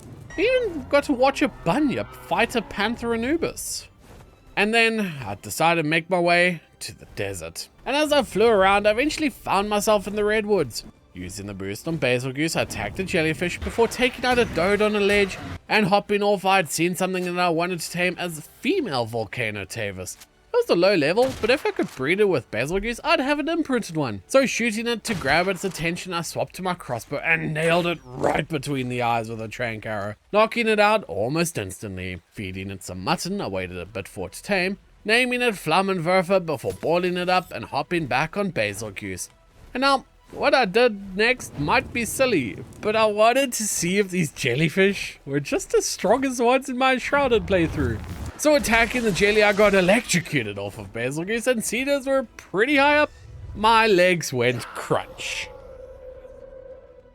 So before heading out to save Betelgeuse once again, I decided to be smart, and I bred Snooples. So now I had backup Maywings, and then making my way back to the redwoods, I collected my stuff, almost died in the process before Betelgeuse saved me from a mite, and then seeing an Anki hybrid, the Megaplocanthus, I trapped it.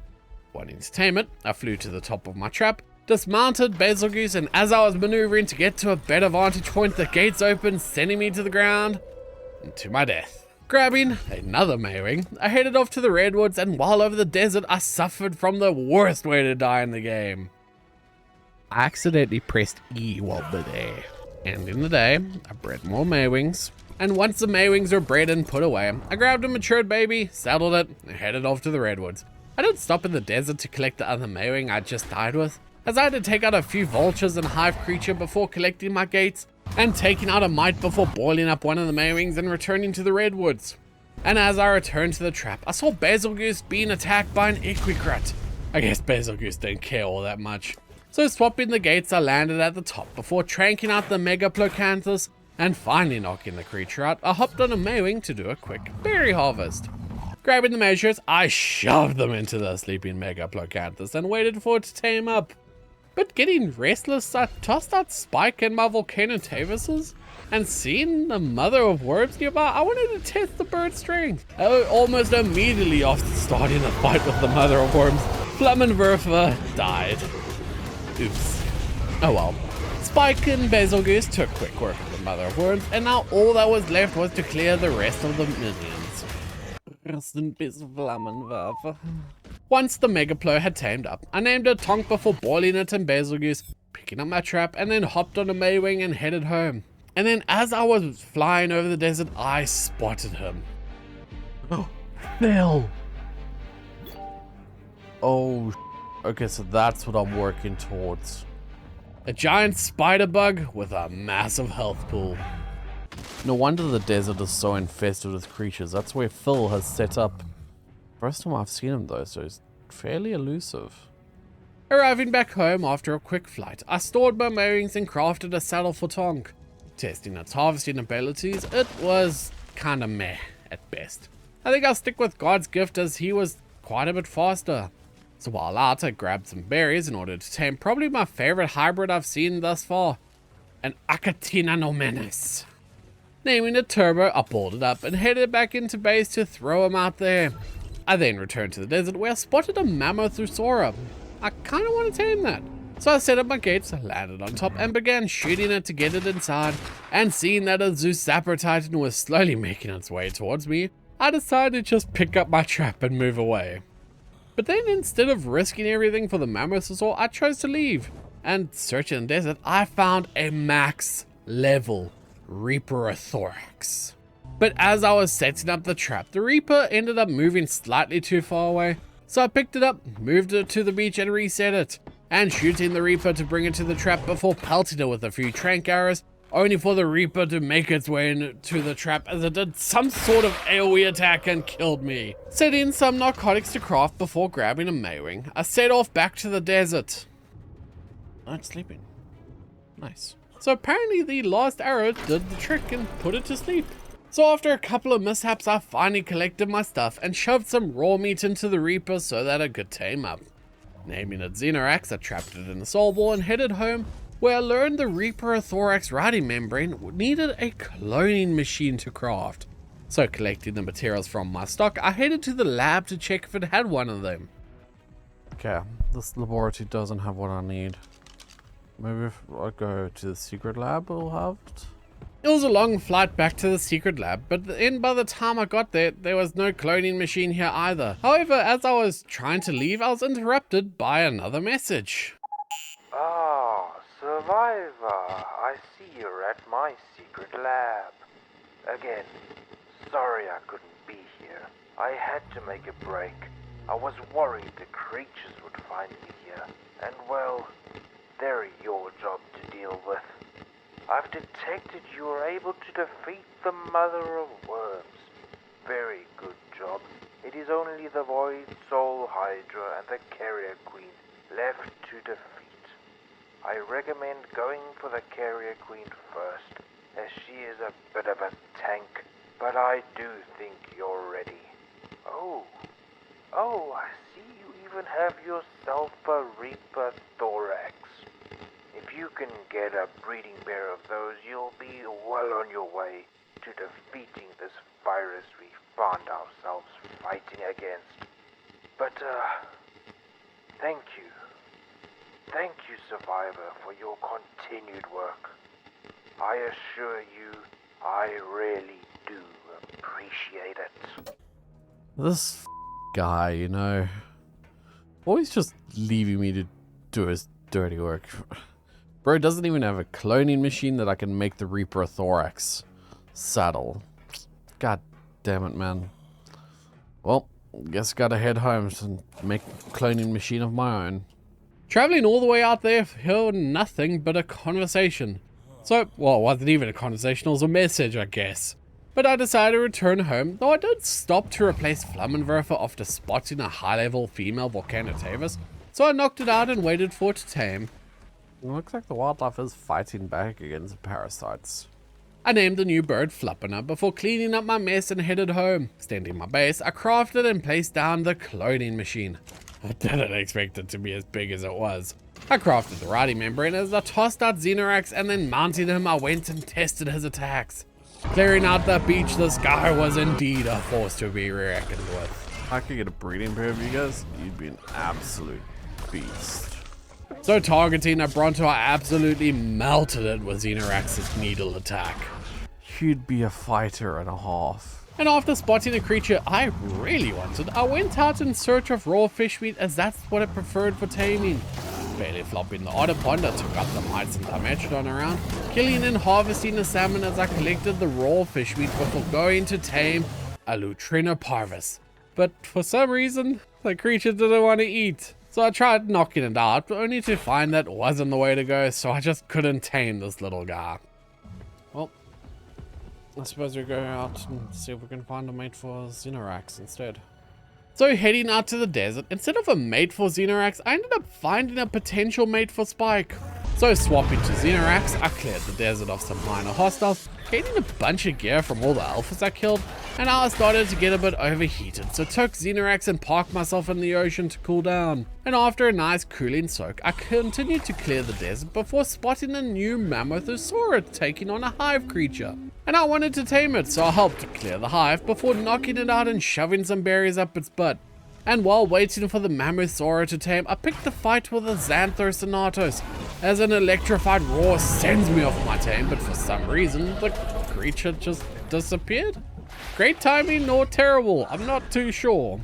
So glad that thing disappeared or like fell through the floor, whatever happened. So turning my attention to an alpha, Mila and Tuka, it started to flee as it was almost dead. Oh my god, just accept your fate. And chasing it down, it finally died to the acid attack tick damage.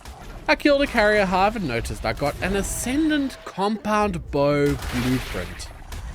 Okay, that is pretty good. I should definitely make that. Oh, it's expensive though. It's fine, it's worth it. And then returning to the mammoth, it was getting attacked by a snake and some vultures, which I had to very carefully take out. Securing the mammoth with my gates as I found a wandering spike ball, the Ankylodicurus. So still wanting a creature to harvest stone with, I knocked it out and grabbed some of the measures from the mammoth to feed the spiky ball of death. And then using a sniper I got from killing the alpha creatures, I began sniping the hive creatures that thought my tame was their dinner. Once the antidote was saved, I returned to pick up my mammoth and gates, returning to protect the antidote and waited until it was tamed. And then after waiting the rest of day 59 and most of day 60 for the creature to tame up, I decided to name it Pebbles. And then boiling it up, I returned to base to try and breed my new firebirds. No, not mating. Why? So after failing to get the birds to make eggs, I gave up. I don't know why the breeding wasn't working. It should, but it just wasn't. Well, these guys aren't breeding, and that's super annoying. And also, I decided to name my Mammothosaurid Mimosa. Logging into the server on day 61, I refueled my generator, turning back on the lights before crafting a saddle for Mimosa and testing it out. Mimosa, you are a god. And then returning from the test ride / wood run, I refilled my forges before crafting a saddle for Pebbles.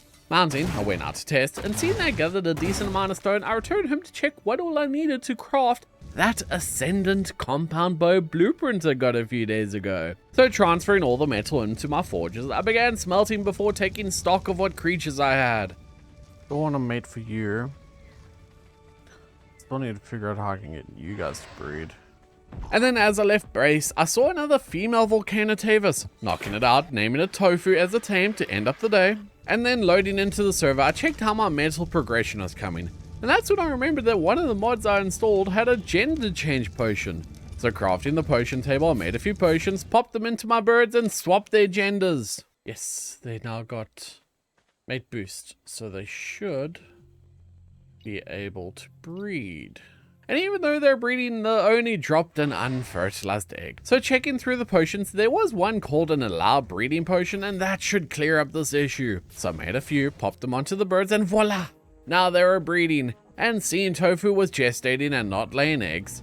Okay, well, we'll just leave you two to have a good time today. And I then crafted up some more narcotics and my shiny new compound bow. This would up my torpor so much that nothing would stand a chance. Go see if we can find a mate for our Xeno. And then arriving at the desert, I feel like I want him. I noticed a macro Draco. I guess he noticed me as well, and boy was he gaining on me fast. So flying away, I quickly set up my trap as it got distracted. Titanium plates, oh wow, okay, you're cool. And knocking out the giant dino while leading it down the beach. Go to sleep, go to sleep. Oh, not even close. I fed it some mutton before going and knocking out a Suprapelorello Titan. Knocking it out as the macro Draco tamed up. Hello, big boy. Big girl. And I named the macro Sprigget. Boiling up Sprigget. If Mr. Suprapelorello Titan. You mean a little bit overwhelmed by the fact that I got a macro search raker at the same time, but you know what? We'll still get you. I fed the super and waited for it to tame up. And after waiting all night, taking out some annoying creatures I wanted my tame, it finally tamed up, so I named him SpongeBob. And then heading home as I spotted a carrier queen. Oh, there's a carrier queen here at my beach. I guess this might be it. I may need to fight it. And then checking in on my birds that I'd left breeding. Okay, you mated. Did I get a baby though? Oh, I did. I got the good melee and the good health. And I swapped out Tofu, planning to use a new female who had the better health and melee stats, but it wasn't mature just yet, as I then crafted a saddle for Sprigget, mounted her and terrorized my beach. The scientists who are making up on this up in the lab, the only question they asked themselves clearly is if they could. They didn't ask as if they should, because holy, this guy is cool. Not super tanky, like he doesn't get as much health as the others. But god damn his damage though. And it felt so good to be powerful. I had to show the Parasite that I wasn't backing down. So parking Sprigget, I spent the rest of the day tending to my birds. And after doing some base maintenance, I decided to spend the entire day dedicated to building and decorating the Patreon Wall of Happiness. I wanted to give a massive shout out to all those who have continued to support me over on Patreon. The financial support of the channel month after month, and it's something the team and I are planning on revamping in the upcoming months. As over the next few months, the Patreon will be getting a massive overhaul. Things have already been improved as we've already started doing monthly events, there'll be new perks, and we really just want to show how much we care about you who have taken the step to become a part of the Patreon. Because they are ultimately who keep the channel going during the month when things aren't going so hot. So I hope you'll at least check out the Patreon, and if you're interested in joining, click the link down in the description, and as you can see, we got plenty of spots, so if you want to sign up, do it today. We really appreciate it, and let's get back to the video as it's time to do the final prep to face the Carrier Queen. I decided to test out SpongeBob. How much damage do you do? Are you worth bringing? Oh my. And SpongeBob wasn't messing around, as its base damage was probably the highest I've tamed so far. Does that buff apply to allies? Because if it applies to allies, I'm definitely bringing you with. Oh, it does. So collecting my ragtag army of misfits consisting of Spike, Xenorax, Betelgeuse, Spencer, Sprigget, and SpongeBob, I crafted some health potions before ending the day resting, knowing I'd need my strength for the boss battle ahead. And as I'd left my birds breeding, I had a bunch of spare Volcanotavises, so collecting a few, I tossed them out and added them to the army. And taking the lead on SpongeBob heading out of base, we made our way to the Carrier Queen. Alright, army. This is it. So sending in my army, we began fighting, and man, was it chaotic to say the least. Everyone on my side attacking, slashing, clawing, biting, whittling down the Carrier Queen's massive health pool. But she wasn't going down without a fight, as right before she died, she took down one of my army. No! Oh, Tofu is a casualty. Rest in peace, Tofu. And seeing that SpongeBob had gotten a Carrier Queen plating, I equipped it on him, giving him some armor. Once I picked everyone up and headed home, I named my new Maywing Spaghetti before mounting the Carrier Queen's head to my trophy pillar. Only the Void Soul Hydra was left, so wanting some different tames, I headed out where I knocked out a Gulsea's Venator and a Lutrano Magnum across the lake. Dealing with the Carriamite, I finally was able to feed the two sleeping creatures, balling them both up once they were tamed. And then returning to base, I went to test the Lutrano Magnum, but unfortunately it seems that the attacks didn't work for some reason, so I named it Useless, and then I parked it before testing out the Glacius Venator. I know what I'm gonna name you. I'm gonna name you Spearmint. And seeing as I'd gotten by with a ragtag army against the Carrier Queen, but she only had 500k health, the Void Soul Hydra has 5 million, which means I now needed 10 times the firepower. So I headed out to see what I could find in the desert, spending the night searching for tame. And as I was gliding over the desert, I spotted a female for Spike. Once I lured her away from the Parasite's defensive creatures, I knocked her out before deciding to head back to base. Let's go try and make some kibble, or at least grab some veggies. And once at base, I crafted and placed an industrial cooker, and seeing as I was short of some resources shy of the crafting kibble, I decided to grab some veggies and head back to the Titanoceratosaurus. And waiting for it to tame, I went AFK for a bit. And when I returned, I saw that it was tamed again, attacked by albino hive creatures. And naming the new Titanoceratosaurus Stumpy, I balled it up before continuing my search of the desert. Deciding to try and tame a Dilophosaurus, I set up my trap, hopped off my mowing, got attacked by an X-hive creature giving me mega rabies, dying to infection after trying to land on my gate, and hopping onto Spaghetti, I made my way back to the desert. Clearing out the X-hive creature, gathered my stuff, pulled up Spaghetti, collected my trap and left. And now heading into the redwoods, I found another Dilophosaurus in a lake. And after kiting it out of the water, I knocked it out, fed it my mutton and set up my gates to prevent the tame from being ruined. But of course a raptor thought to change that plan. So using Spaghetti, I took it out. And finally, once the Dilophosaurus tamed up, I named it Timmy. And that's when I spotted a high-level bumble bear. So I barely flipped the terror birds beneath it before trying to tame it. And killing a mite with my sniper, I took aim at the bee, and once I was able to land a trank arrow at it, apparently it summoned bee minions that attacked and killed me. So in order to get back, I grabbed Basil Goose and flew back to find that I'd managed to knock the bee bear out. So collecting my stuff, I fed the bumble bear, naming it Baby.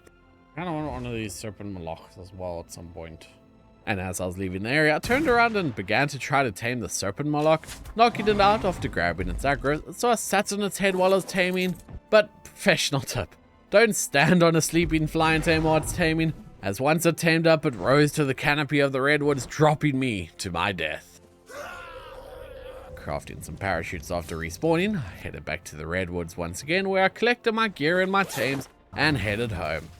But as I was leaving, I spotted an Ultima Titano-Uranus, so I decided to tame it. But as I was knocking it out, it beamed me with some kind of laser attack. I had to quickly jump off of the cliff and parachute away, but my Maywing wasn't so lucky, as it died while I was shooting the Titan. Once I'd finished knocking it out, I hopped on Spaghetti and headed home. And I arrived home as the sun was rising on day 17. I then spent most of the day trying to make the kibble for the Ultima Titan. Multiple trips to the lake to refill the water, but after a while, I'd finally crafted enough. So collecting my kibble, I mounted Spaghetti, flew to the redwoods, arriving at the Titan, and then feeding the Titan its kibble. I noticed it was getting attacked, so I began sniping the creatures as the Titan tamed up, and not liking being attacked while napping, demolished the hive creatures. So boiling it up, I was going to head home, but that's when I spotted a female Reaperothorax. So taming the Reaperothorax, I named it Xenomate before heading back to base, and then spent the rest of the night tossing out and naming my new members of the team. After repairing my broken gear in the wee hours of day 71, after taming such a massive beast that I named Big Judy, I spent the entire day testing her out, and god damn was she a beast. Even though she wasn't able to take out a carrier queen by herself, with the ability to do 2 different songs, one for offense, one for defense, I knew she would be a major asset in the upcoming battles. I returned her to base before doing a short berry run on Spaghetti, and once that was complete, I spent the next few days breeding up my Reaperothoraxes. And after days of breeding, forgetting I'd tamed Nagini, I hopped on quickly and saw what she could do. Taking out a Bronto on the beach before parking her and continuing to breed the Reapers. And now that I'd massed a massive Reaperothorax army, it was time to go find the Void Soul Hydra, hopefully in an area large enough to fit my army in. So I hopped on Spaghetti and headed out to the desert, as I knew of all the places, surely I'd find a Hydra there.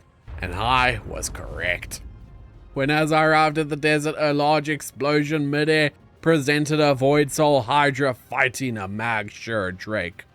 Cool! Now that I've located a Hydra, it's time to return to base to collect my army, and after naming, leveling, and saddling my Reapers, grabbing Spencer and SpongeBob, I headed back to the Hydra. Tossing out the army, I mounted Spencer to activate his battle boost, then swapped to SpongeBob and charged into battle, and buffing my army while they chomped and eroded the Void Soul Hydra's health with their attacks, only pausing once to draw it off the hill it desperately wanted to sit on. But it was no match for my army as I quickly fell victim to the overwhelming onslaught of teeth, claws, and acid. Well done there, army! We have defeated The Void Soul Hydra. There's only one foe remaining, and that is Phil. Since I'd been breeding an army, I decided to place down a second soul terminal to store the already leveled Reaper thoraxes. And seeing an Magshire Drake was terrorizing on my beach, I decided to tame it. Attempting to shoot it while I was flying in around though, it ended up proving a bit difficult. I've hit it 5 times, and 5 times it hasn't counted. God damn it. So out of tranks, I returned to base to restock. And then hopping onto Nagini, I headed out back to go and try again. Only to fly a bit too close as I learnt the hard way that it could deep fry you off your mount. Quickly respawning, I headed to collect my gear and save Nagini. And knocking out the Magshire Drake, I shoved some mutton inside and waited for it to tame up. Knocking out a Trichodosora as it woke up. I hadn't planned on taming all of the hybrids, but I may as well, you know, like, if the Parasite brought them into this world, I just want to take the Parasite out. And then as the Trichodosora tamed up, I was attacked by a fellow Nosuchus before naming my newest tame, Dr. House. Returning Nagini back to the safety of my base, I named the Magshire Drake Eruptodon before crafting a saddle and testing it out. And then aiming to take out a Mother of Worms Eruptodon just wasn't cutting it. So returning to base, I had the bright idea to test if Spriggett can solo it. So targeting an alpha sacred occlude, I realized that Spriggett in all his glory was kind of disappointing. I mean, it looked cool as hell. But a lot of the other hybrids had abilities, whereas Spriggett was just big and beefy. So taking on the Mother of Worms, the battle was over before I even knew it. Cleaning out the minions as I returned Spriggett to base, hopped on Nagini and headed out searching for some more weird hybrids to tame. And making my way to the desert, I spotted yet another Void Soul Hydra. I really don't care to fight you right now. So I then spent the next few days taming a whole host of different hybrids. Starting off with an Ultra Exon Nominator, which I named Spillet, and a Mega Canosuchus, who I named Dundee, cause a crocodile. Dundee. I returned to base to test Spillet, ending day 83, and then starting off day 84, I killed a Mother of Worms with Big Duty, clearing the corpses with Eruptodon before hopping on Spaghetti and heading out where I found a Canis Infernum, which I knocked out. I'll name you Ghoul, because you look a bit more ghoul-like anyway. And then flying over the jungle, I spotted a structure and on top of it was a Diablo Taurus, which I knocked out. While waiting for it to tame, I found a Dilatravidus Velusa on the opposite roof. Knocking it up, I waited for both creatures to tame, naming the Diablo Taurus Zuko, and then I returned to wait for the Dilatravidus blah blah blah, when a rogue swarm to ruin the tame. Bro shows up, ruins my tame, leaves, doesn't ask questions. Oh well, taming up the creature, I named it Baron. So boiling it up, I continued my search, eventually gliding into a Giga Tyrannus. And while tranking out the Giga Tyrannus, Spaghetti's tail ended up saving me from certain death as a Rex monkey threw a boulder at me. But eventually, once I knocked it out, I fed it, and when it woke up, I named him Philip. Heading out of the cave I was in, I searched for more creatures, finding a higher level Suprapellator Titan, and landing on a ledge, I sniped it to draw it closer, knocking it out. I then fed it its measure berries and waited for it to wake up as I was trying to tame another creature. A Ulysses, but there was a hive nearby. So tossing out Philip, I meant to send him to take out the carrier hive, but Ark being Ark, I whistled attack on the Ulysses, and needing backup, I tossed out what creatures I had tamed to assist Philip. Baron and Spaghetti ended up dying to the carrier hive, and now I was left without a Maywing. Just great. So once the hive was defeated, I returned to the Suprapellator Titan, who was now awake. Go SpongeBob. You're now Patrick. And then ending the day by riding Patricia home. Once I returned to base, I set up all my new creatures, collected Spoot, and set back off. Oh my god, there are these like hive creatures everywhere in this desert. It seemed like the Parasite knew I was gathering an army, and in response was sending everything it had to stop me. I eventually found another Ultimate Titan Uranus, and I decided to spend the rest of the day taming it. Tossing out Big Tina, my new Ultimate Titan at base, I decided to go check out the lab one final time. Once there, I knocked out an Ursodon when a strange noise caught my attention from inside. Hello, Survivor. I have detected you back in the lab. I'm not quite sure what you're doing there, but I'm glad you're still alive. Oh, big congratulations on defeating the Void Soul Hydra. Honestly, I wasn't expecting you to. I thought you were gonna die to that one. But, I don't want to be the bearer of more bad news. But I've been struggling to detect Phil. He seems to have moved on from the desert. I can't quite pinpoint his location, so you're going to have to search for him yourself. But, good job so far, Survivor. I am incredibly proud of you. Man, this asshole. Can't even like give me some coordinates. Hello? Can I call you back? Hello?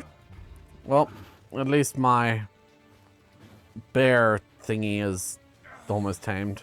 Naming my new Ursidon Fuzzy Wuzzy, I returned to base where I then spent the final days of my adventure prepping an army that could take out Phil. I really have enjoyed my time playing ASE again, and if you're hearing this and you've watched until this point, thank you. I probably should say more, but I appreciate you guys. Each and every single one of you who has supported the channel through the years. You guys have been awesome. And playing ASE again has brought back a lot of nostalgia. So I've really enjoyed it, and I look forward to doing more ASE videos again. You guys are awesome. Thank you for the support. Thank you for being subscribers of the channel. Thank you for the views, the likes, the comments. Thank you. I spent day 91 doing more breeding and collecting resources for the base, and then day 92 was spent mounted on Spoot flying across the map in the search of the elusive Parasite champion, Phil. I was certain searching in the fog was going to prove to be difficult, and then remembering the Parasite had affected the atmosphere of the Ark, I returned to base to craft some much needed protection. Once I had made my hazmat gear, I set back off in search of Phil. I even found some weird stickbug looking tames called Megago, and it appeared as if they were guarding something, but leaving them be, I returned to my search. And I flew for days on end. Until I got to the desert. Phil, a massive bug with a massive health pool. Now that I had located him, it was time to head back to base, as I needed to finish my final preparations. Alrighty, we've made it to day 100. My army is looking good. I have located the Parasite's final boss, and it was time for me to end this once and for all. Heading to the desert, I began tossing out my army as one by one I knew this was it. My final stand to save this Ark is either I put a stop to Phil here and now, or he would destroy this Ark, and possibly every Ark, and I just could not allow that to happen. As I mounted Nagini to look upon my ragtag army. Alright, army. This is it. Today we are fighting our strongest force yet. Today we are taking on Phil. He is a parasite that has come here to infect this Ark, and he might be the reason that many of you exist, but he would also be the reason that all of you would cease to exist if we let him live. So it's up to us, you, me, all of us. We need to work together to take out Phil and his parasites before they infect the rest of the Ark and destroy it. See how they already come to try and stop you, but I won't allow that to happen. You won't allow that to happen. We will not allow that to happen.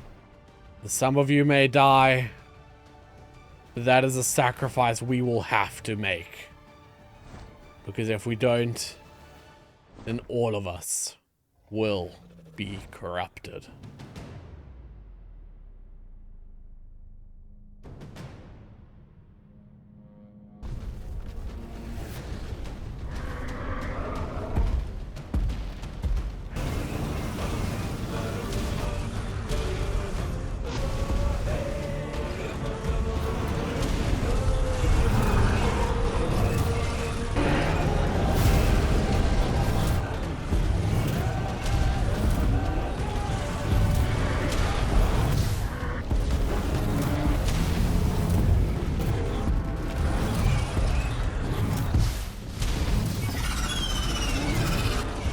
Thank you all so much for watching. If you enjoyed this video, please remember to leave a like and subscribe.